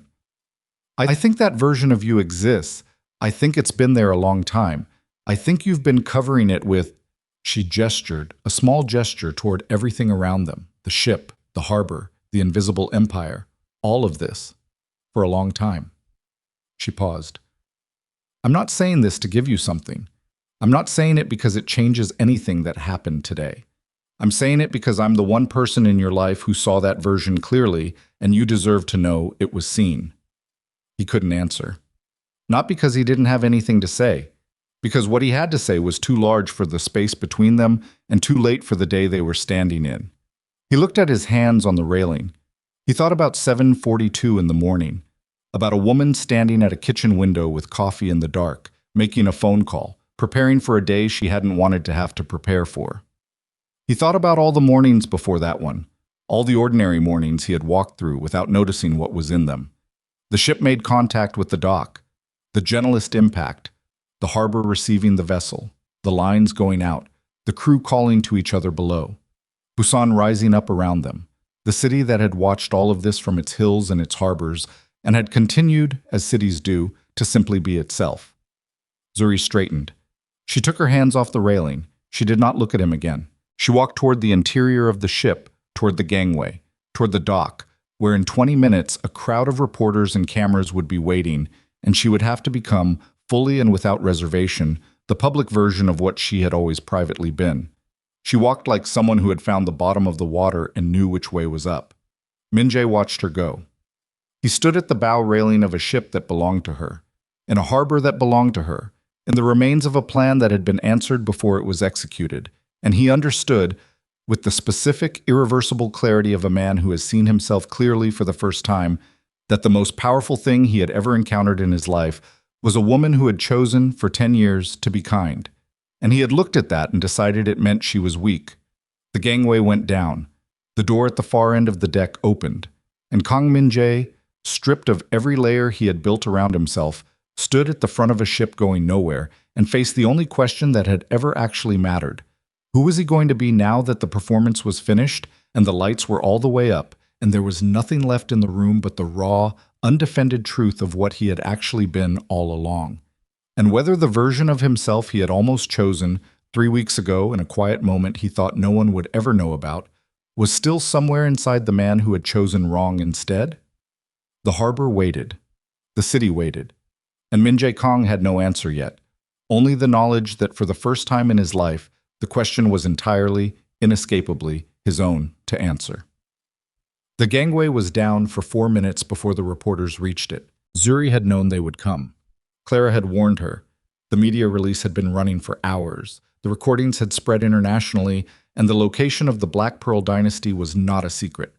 By the time the vessel made contact with the dock, there were 11 cameras set up on the pier and more arriving.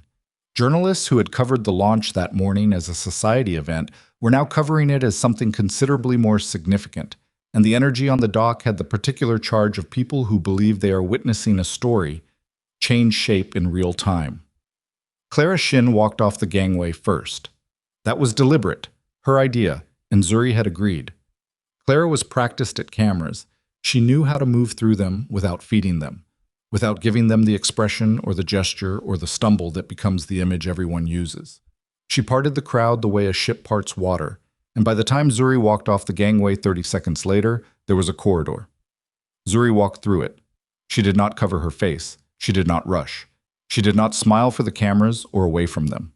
She walked at the pace she always walked, which was not slow and not hurried, but carried the quality of someone who knows where they're going and has decided to get there without performing the journey. Questions came from every angle. Her name, repeated and repeated, attached to questions about the recordings and the divorce and the ship and the company and whether she had a statement and whether she had known and whether she had planned and whether she was, the word one reporter used, victorious. She didn't answer any of it. Clara said once, clearly, Chairwoman Coleman will release a written statement through her legal team. No questions today. They reached the car Clara had arranged. A black sedan, unremarkable, driver who had been waiting. Zuri got in. Clara got in. The door closed. Inside the car, it was quiet. Zuri leaned her head back against the seat and closed her eyes. Clara said, "That was well done. I didn't do anything. You walked off a ship in front of 50 cameras after the most difficult day of your professional and personal life, and you didn't give them a single thing they could use against you." Clara paused. "That took something." Zuri kept her eyes closed. "It took being too tired to perform anything else." Clara was quiet for a moment. "Where do you want to go?" Zuri thought about it. Not long. Not long. She already knew. "The ferry terminal," she said. "The south one. The old one." Clara did not ask why. She told the driver, "What?" The South Ferry Terminal was not glamorous. It was the working terminal, the one that had been there since before any of the luxury development arrived, before the hotels and the glass towers and the harbor renovations that had turned Busan's waterfront into something photogenic. It smelled of diesel and salt, and the particular mineral smell of ropes that have been wet and dried 10,000 times. The boats that docked here were small and functional, and they ran routes that nobody considered interesting. Coastal villages, fishing communities, the kind of places that appeared on no tourist itinerary. Zuri had run cargo through this terminal before she'd run anything else. It was where she'd started. Not the glamorous international operations, not the container terminals, not the fuel depots. Here, small boats going to small places, the unglamorous essential movement of goods and people that was the actual foundation of everything she had subsequently built. She got out of the car and told Clara she needed an hour. Clara looked at her with the expression of an attorney who understood exactly what she was being asked to do and did it anyway. "I'll be in the car." Zuri walked to the terminal. The afternoon had gone deep into evening by now, the light almost gone, the harbor lights coming up one by one across the water. A ferry was being loaded, a small one, maybe 40 passengers, supplies stacked on the aft deck.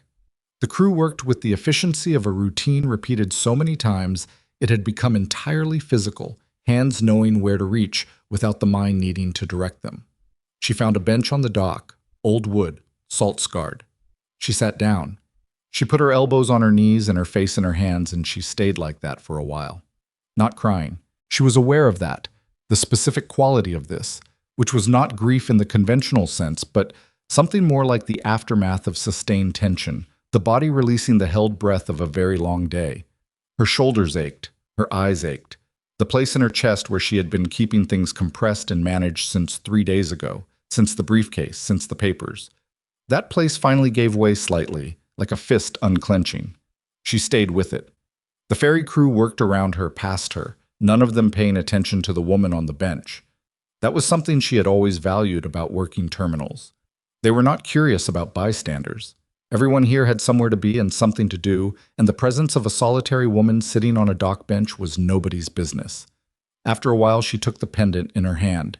She held it the way she always held it, flat in her palm, the carved wood against her skin, the tiny boat worn smooth by years of exactly this.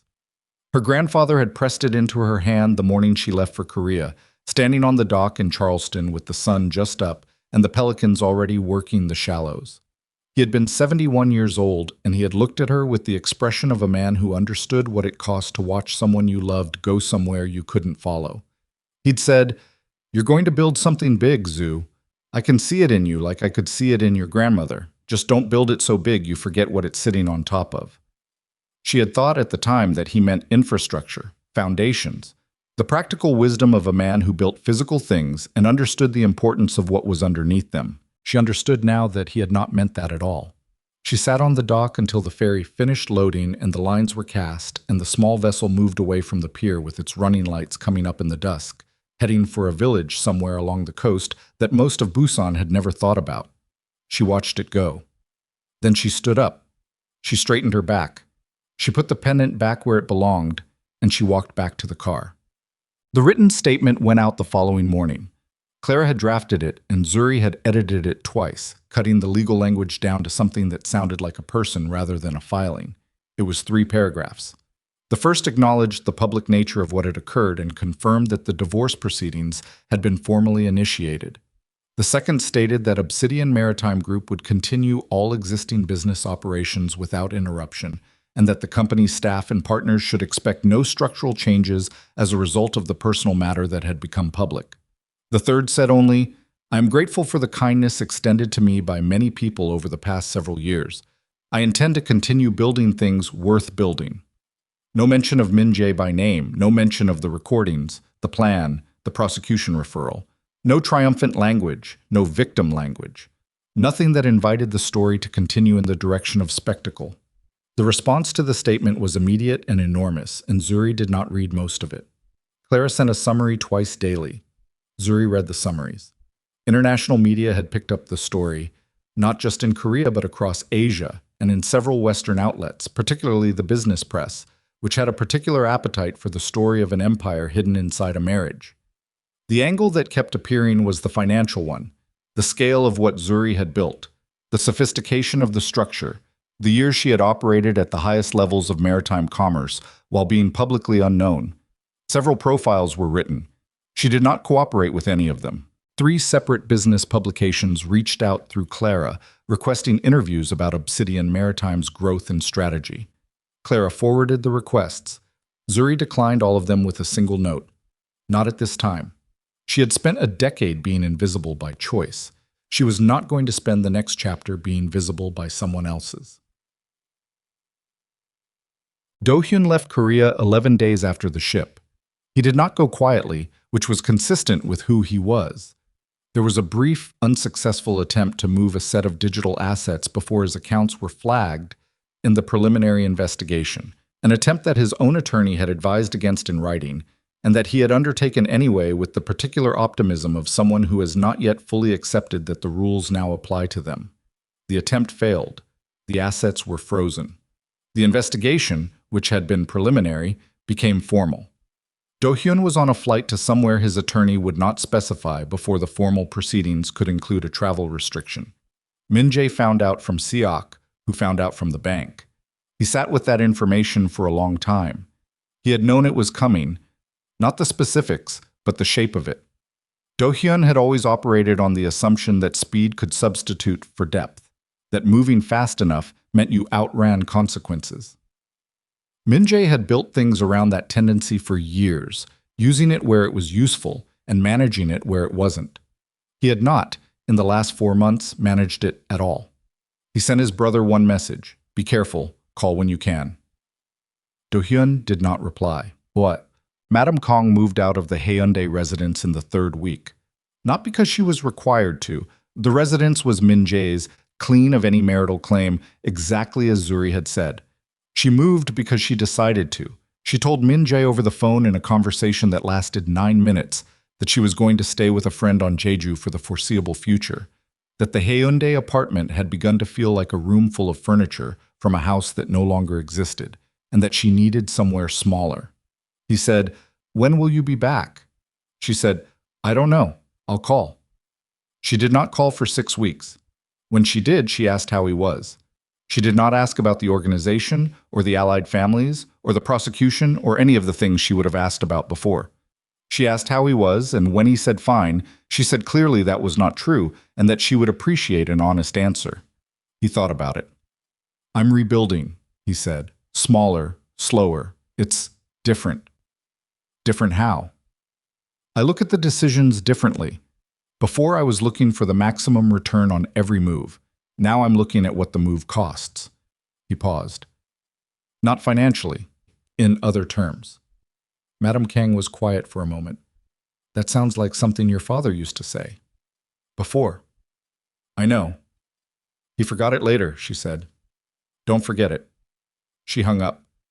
He sat with the phone in his hand and thought about his father, who had built carefully and slowly, and then, at some point in the middle of his life, had decided that the building wasn't fast enough, and had made choices that had accelerated everything, the growth and the damage equally, and had ended his working life diminished in ways that had nothing to do with money. Minji had been 21 when his father's decline began. He had watched it and drawn what he thought were the correct lessons from it. He understood now that he had drawn the wrong ones. Clara Shin called Zuri on a Tuesday morning 6 weeks after the ship.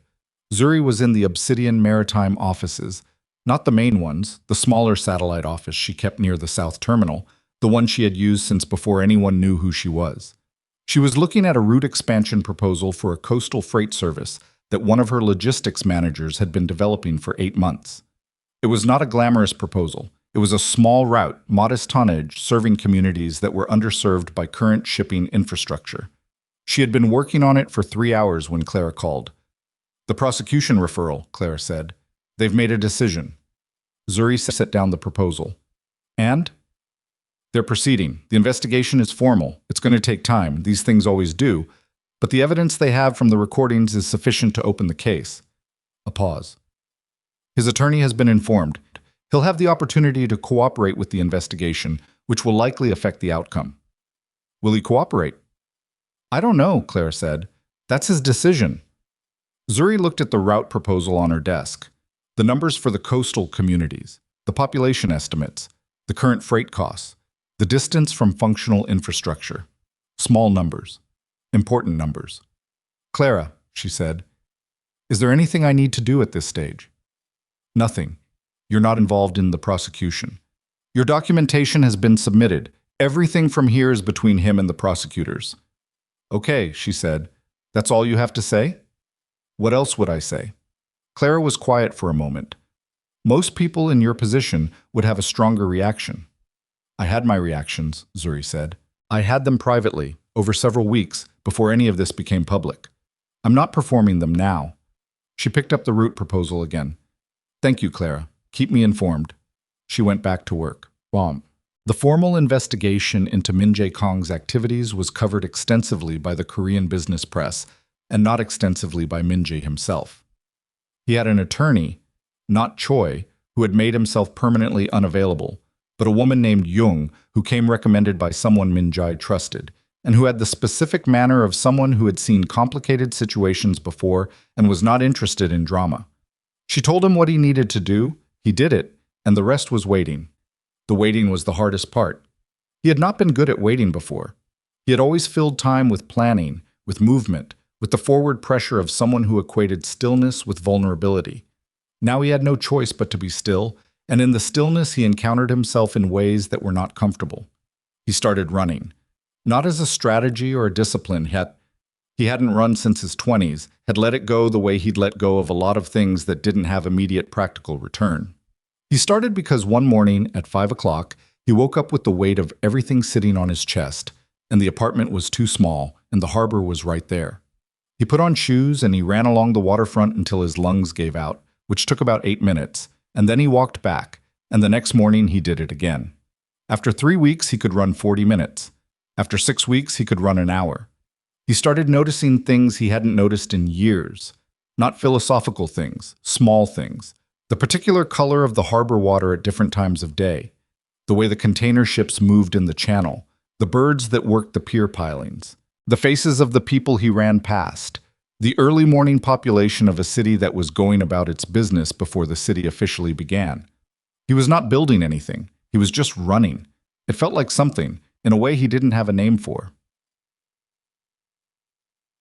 He saw Yuna once, 2 months after the ship. Not planned. She was coming out of a coffee shop in the Gwangali neighborhood, and he was walking past, and they recognized each other at the same moment, with the specific awkwardness of two people whose last encounter was enormous, and whose current context is entirely ordinary. She looked good. She looked like herself, not the version she had been in the relationship, which he recognized now had been a slightly compressed version of herself, angled toward what she thought he needed. She looked like the version underneath that. Min-jae, she said. Yuna. They stood on the sidewalk with people moving around them. How are you? She said. Managing, he said. You? Better. She held her coffee with both hands. I took a job. A real one. Not consulting. An actual position. A logistics company. Maritime sector. She said this with a slight awareness of the irony, which he appreciated. Turns out I know more about it than I realized. From spending time around me. From spending time around her, Yuna said. Indirectly. The industry. What it takes. She looked at him steadily. I've been following what she's doing, the coastal freight expansion. It's... She paused, finding the word. It's not showy. It's just good work, the kind that actually helps people. He said nothing. I thought about reaching out to her, Yuna said, to apologize. Not for the recordings. I'd do that again, but for the way I thought about her, at the beginning. I thought of her as a problem, someone in the way. I didn't think of her as a person until I read that memo. She looked at her coffee. That bothers me. Did you reach out? No, I decided she doesn't need my apology. She needs to not have more people requiring things from her. She looked up. Does that make sense? Yes, he said. They stood for another moment. Take care of yourself, Yuna said. You too. She walked away. He watched her go and felt the specific absence of what had once been there. Not grief, not regret exactly, but the weight of clarity, which was its own kind of heavy. He walked home. Zuri went back to South Carolina in the 3rd month. She had not been back in 4 years. There had always been something, a deal, a negotiation, a quarter-end review, the endless forward motion of managing something the size of Obsidian Maritime. There had always been a reason to defer it. Now she went. She flew into Charleston and rented a car and drove the coast road with the windows down. It was October, the Carolina coast in October, and the air was different from Busan in a way she had stopped noticing when she was here, but felt immediately upon returning. Less salt industrial, softer, the particular warmth of a coast that doesn't have the same weight of commerce on it. She drove to the town where she had grown up. It was smaller than she remembered, and also exactly the same size, which was the contradiction of returning to the places that shaped you. The dock where her grandfather had built his boats was still there. Smaller than memory, the wood older, but the structure intact. The boathouse beside it had been converted to something else, a rental property, unfamiliar furniture visible through the windows. She stood on the dock for a long time. She thought about Cecil Coleman standing here with her, early mornings, the water black, and the coffee in his hand and the pelicans working the shallows.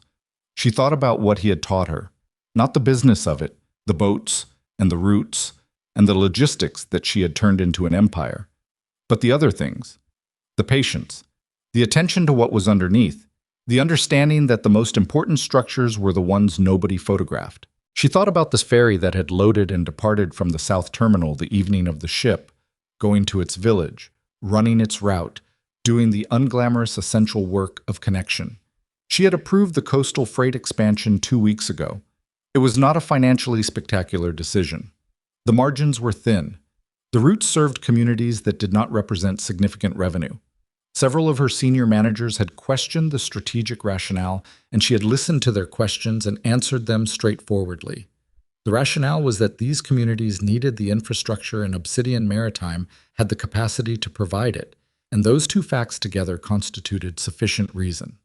The senior managers had accepted this with the particular careful acceptance of people who work for someone with enough authority to make decisions they don't fully understand.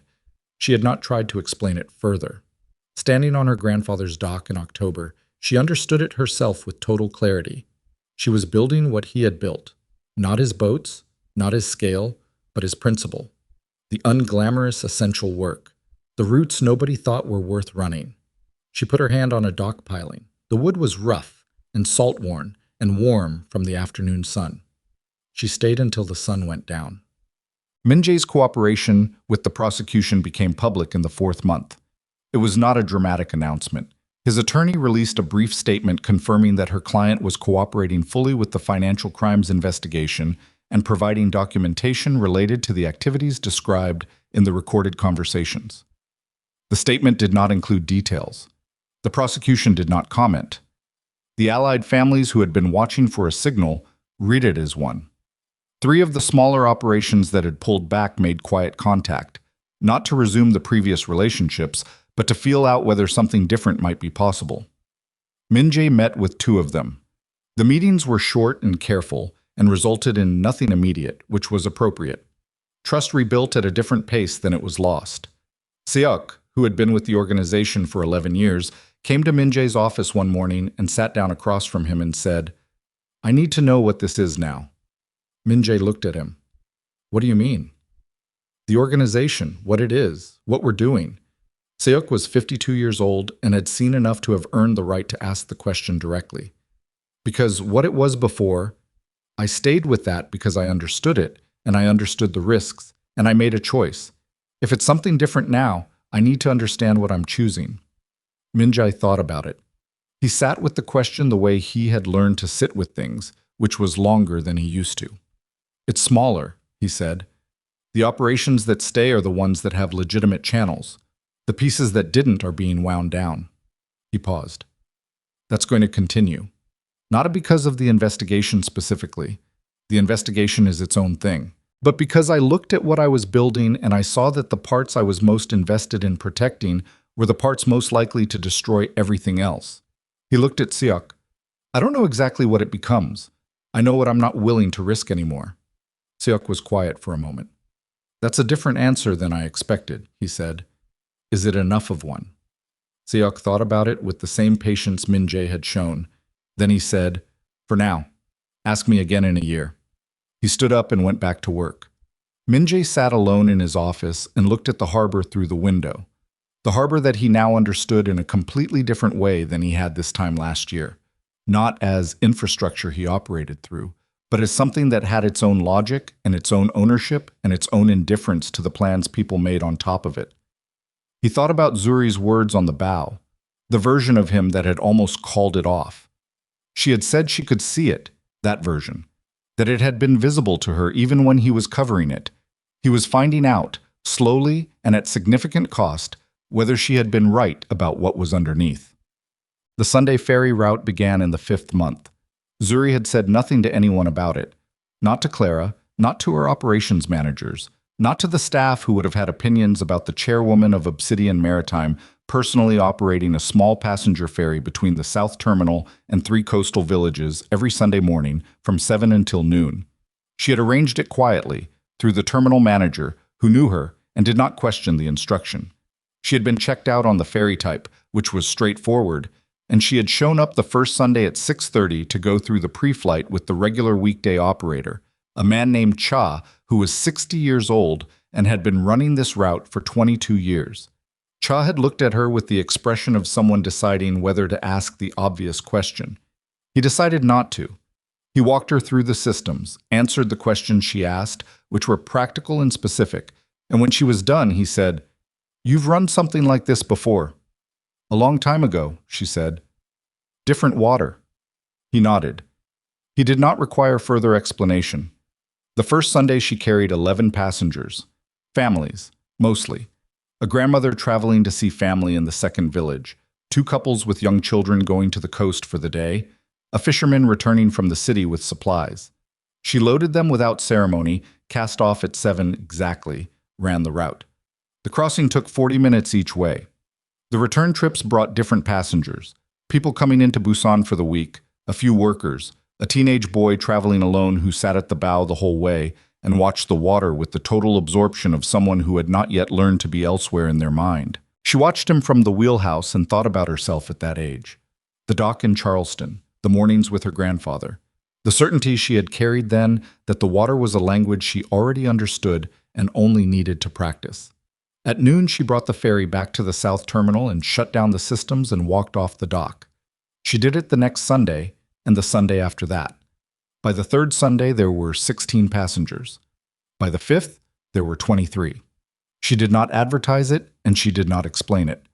The route was listed in the terminal schedule with the ferry name and the times. People who needed it found it. Clara called in the 6th month with the prosecution update.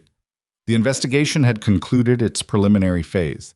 The evidence from the recordings, combined with Minji's cooperation and the documentation he had provided, had resulted in a formal charge on 2 counts of financial fraud conspiracy. Not the most serious possible outcome, not the least serious, somewhere in the middle that reflected the cooperation credit his attorney had negotiated. The proceedings would take time. The outcome was uncertain, but his cooperation had meaningfully shaped the range of possible results. Zuri listened to this and said, "Thank you.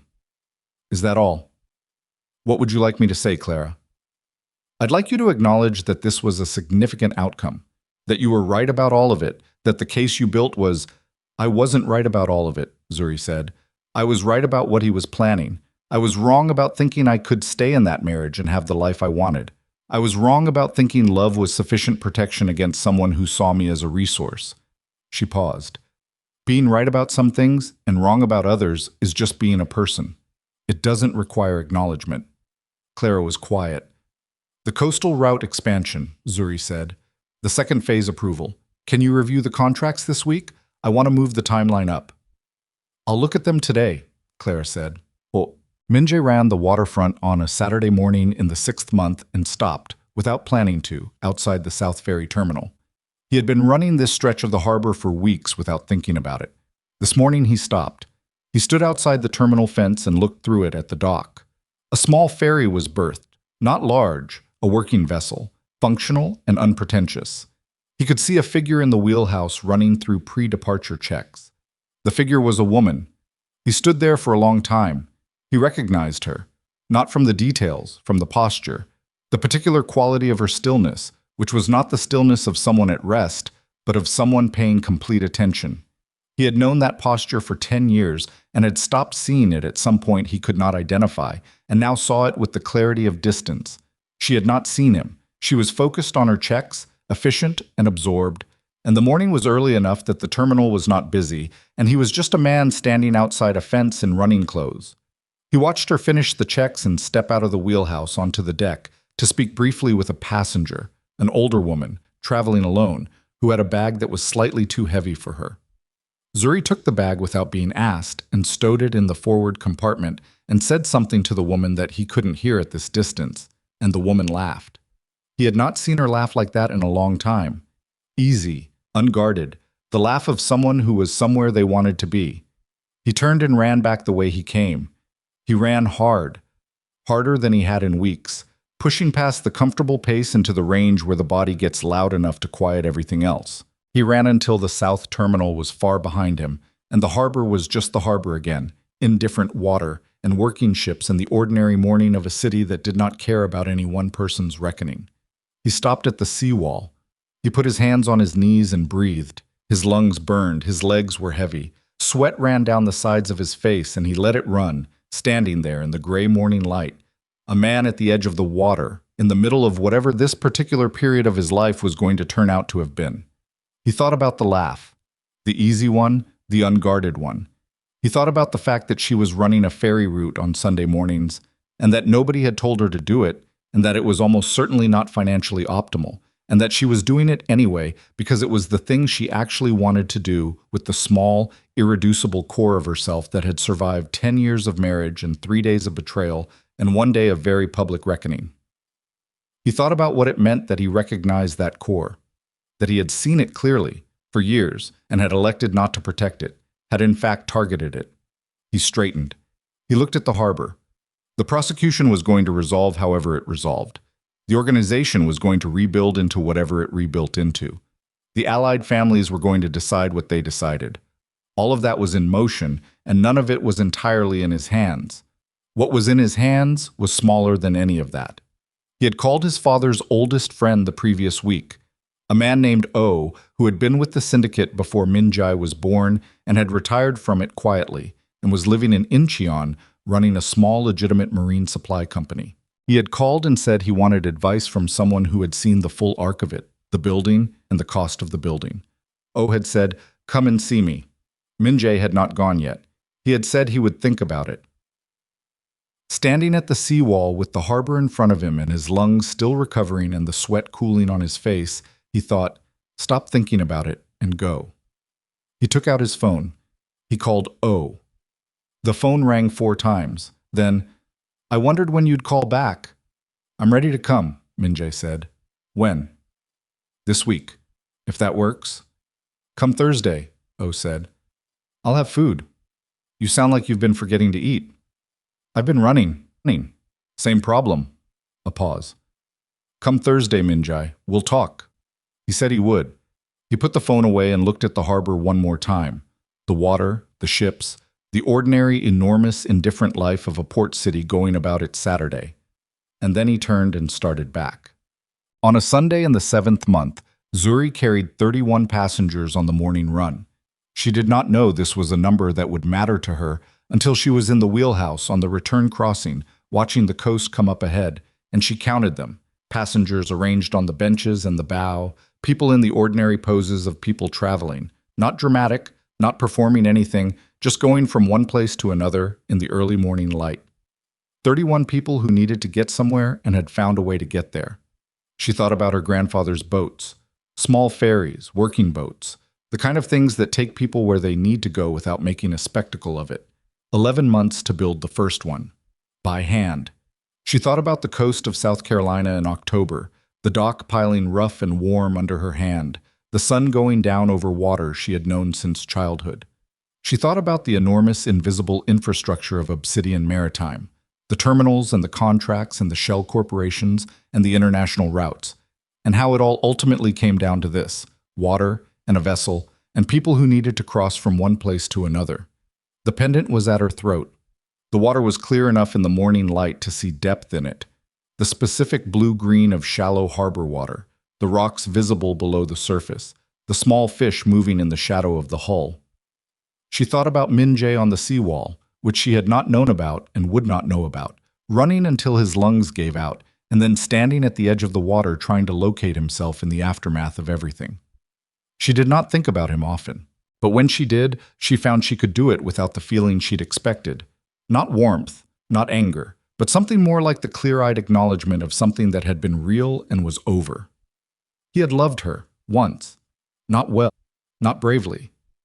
But there had been something genuine in the beginning, and she was not going to rewrite it into something entirely false, because it had ended in wreckage.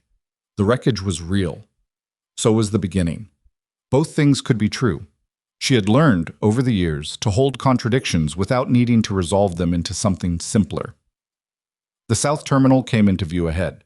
She slowed the engine, made the approach, measured, unhurried, the hull kissing the dock with the same gentleness she had been taught was both technical achievement and disposition, the commitment to precision, not because precision was required to impress, but because the people on the vessel deserved the care of it. The lines went out. The ferry settled. She cut the engine. In the sudden quiet after the engine stopped, she could hear everything. The water moving against the hull, the dock lines settling, the passengers gathering their things, a child somewhere on the bow saying something excited to its parent in the language of children who have been on boats, which is the language of people who are still young enough to understand that moving across water is remarkable. She stepped out of the wheelhouse. She helped the older woman with the heavy bag again. She was on the return trip, the same woman from the morning crossing, going back with a lighter bag and a different expression. She had the look of someone who had spent Sunday the right way. "Same time next week?" the woman said. "Same time," Zuri said. The woman walked off the dock, and the other passengers followed, and the dock was quiet. Zuri stood on the deck of the ferry in the noon light. The harbor around her was doing what it always did. The working vessels moving, the container ships in the channel, the city rising on its hills, the enormous machine of commerce and connection and human movement that she had spent her adult life helping to operate. She looked at it without ambition, without calculation, without the running inventory of assets and opportunities that had been part of how she saw this water for so long. She just looked at it. The tide was moving. It did not care about anything that had happened in the past 7 months. It did not care about the ship, or the dock, or the recordings, or the lawyers, or the prosecution, or any of the enormous human drama that had played out on and around this water. The tide was doing what tides do, which is move according to forces older and more reliable than any human plan, and the harbor received it and responded, and the whole system continued with the indifference of something that has been working long before any of them arrived, and will be working long after. Zuri put her hand on the pendant.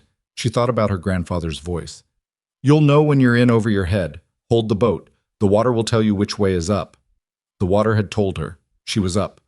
She stood on the deck in the noon light of a harbor she had always commanded, and she was not thinking about power.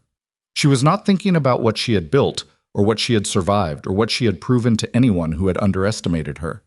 She was thinking about next Sunday. She was thinking about the route. She was thinking about the grandmother and the children and the fisherman and the boy at the bow who watched the water with his whole self. She was thinking about what it meant to build something worth building, not for the scale of it, not for what it announced about her, but for the people on the boat, going from one place to another, crossing water that would have been uncrossable without something reliable beneath their feet. That was what her grandfather had been building all along. It had taken her 10 years and one catastrophic year to understand it. She unhooked the dock lines. She stored them carefully, the practiced gesture of someone who does this because it matters how things are put away, because the next time they are needed, they should be exactly where they belong. She walked off the dock. She walked away from the harbor without looking back. Not because she was leaving it. She would be back next Sunday, and the Sunday after that, and the Sundays after those. But because there was the rest of the day ahead of her, and the week after it, and the long, unhurried, entirely her own life that was beginning now. Not with a triumph, not with a resolution, not with any of the punctuation marks that stories are supposed to end on, but with a woman walking away from a dock in the noon light, with her hand at her throat and her grandfather's boat in her palm, and the water still moving behind her and everything, finally, in its right place.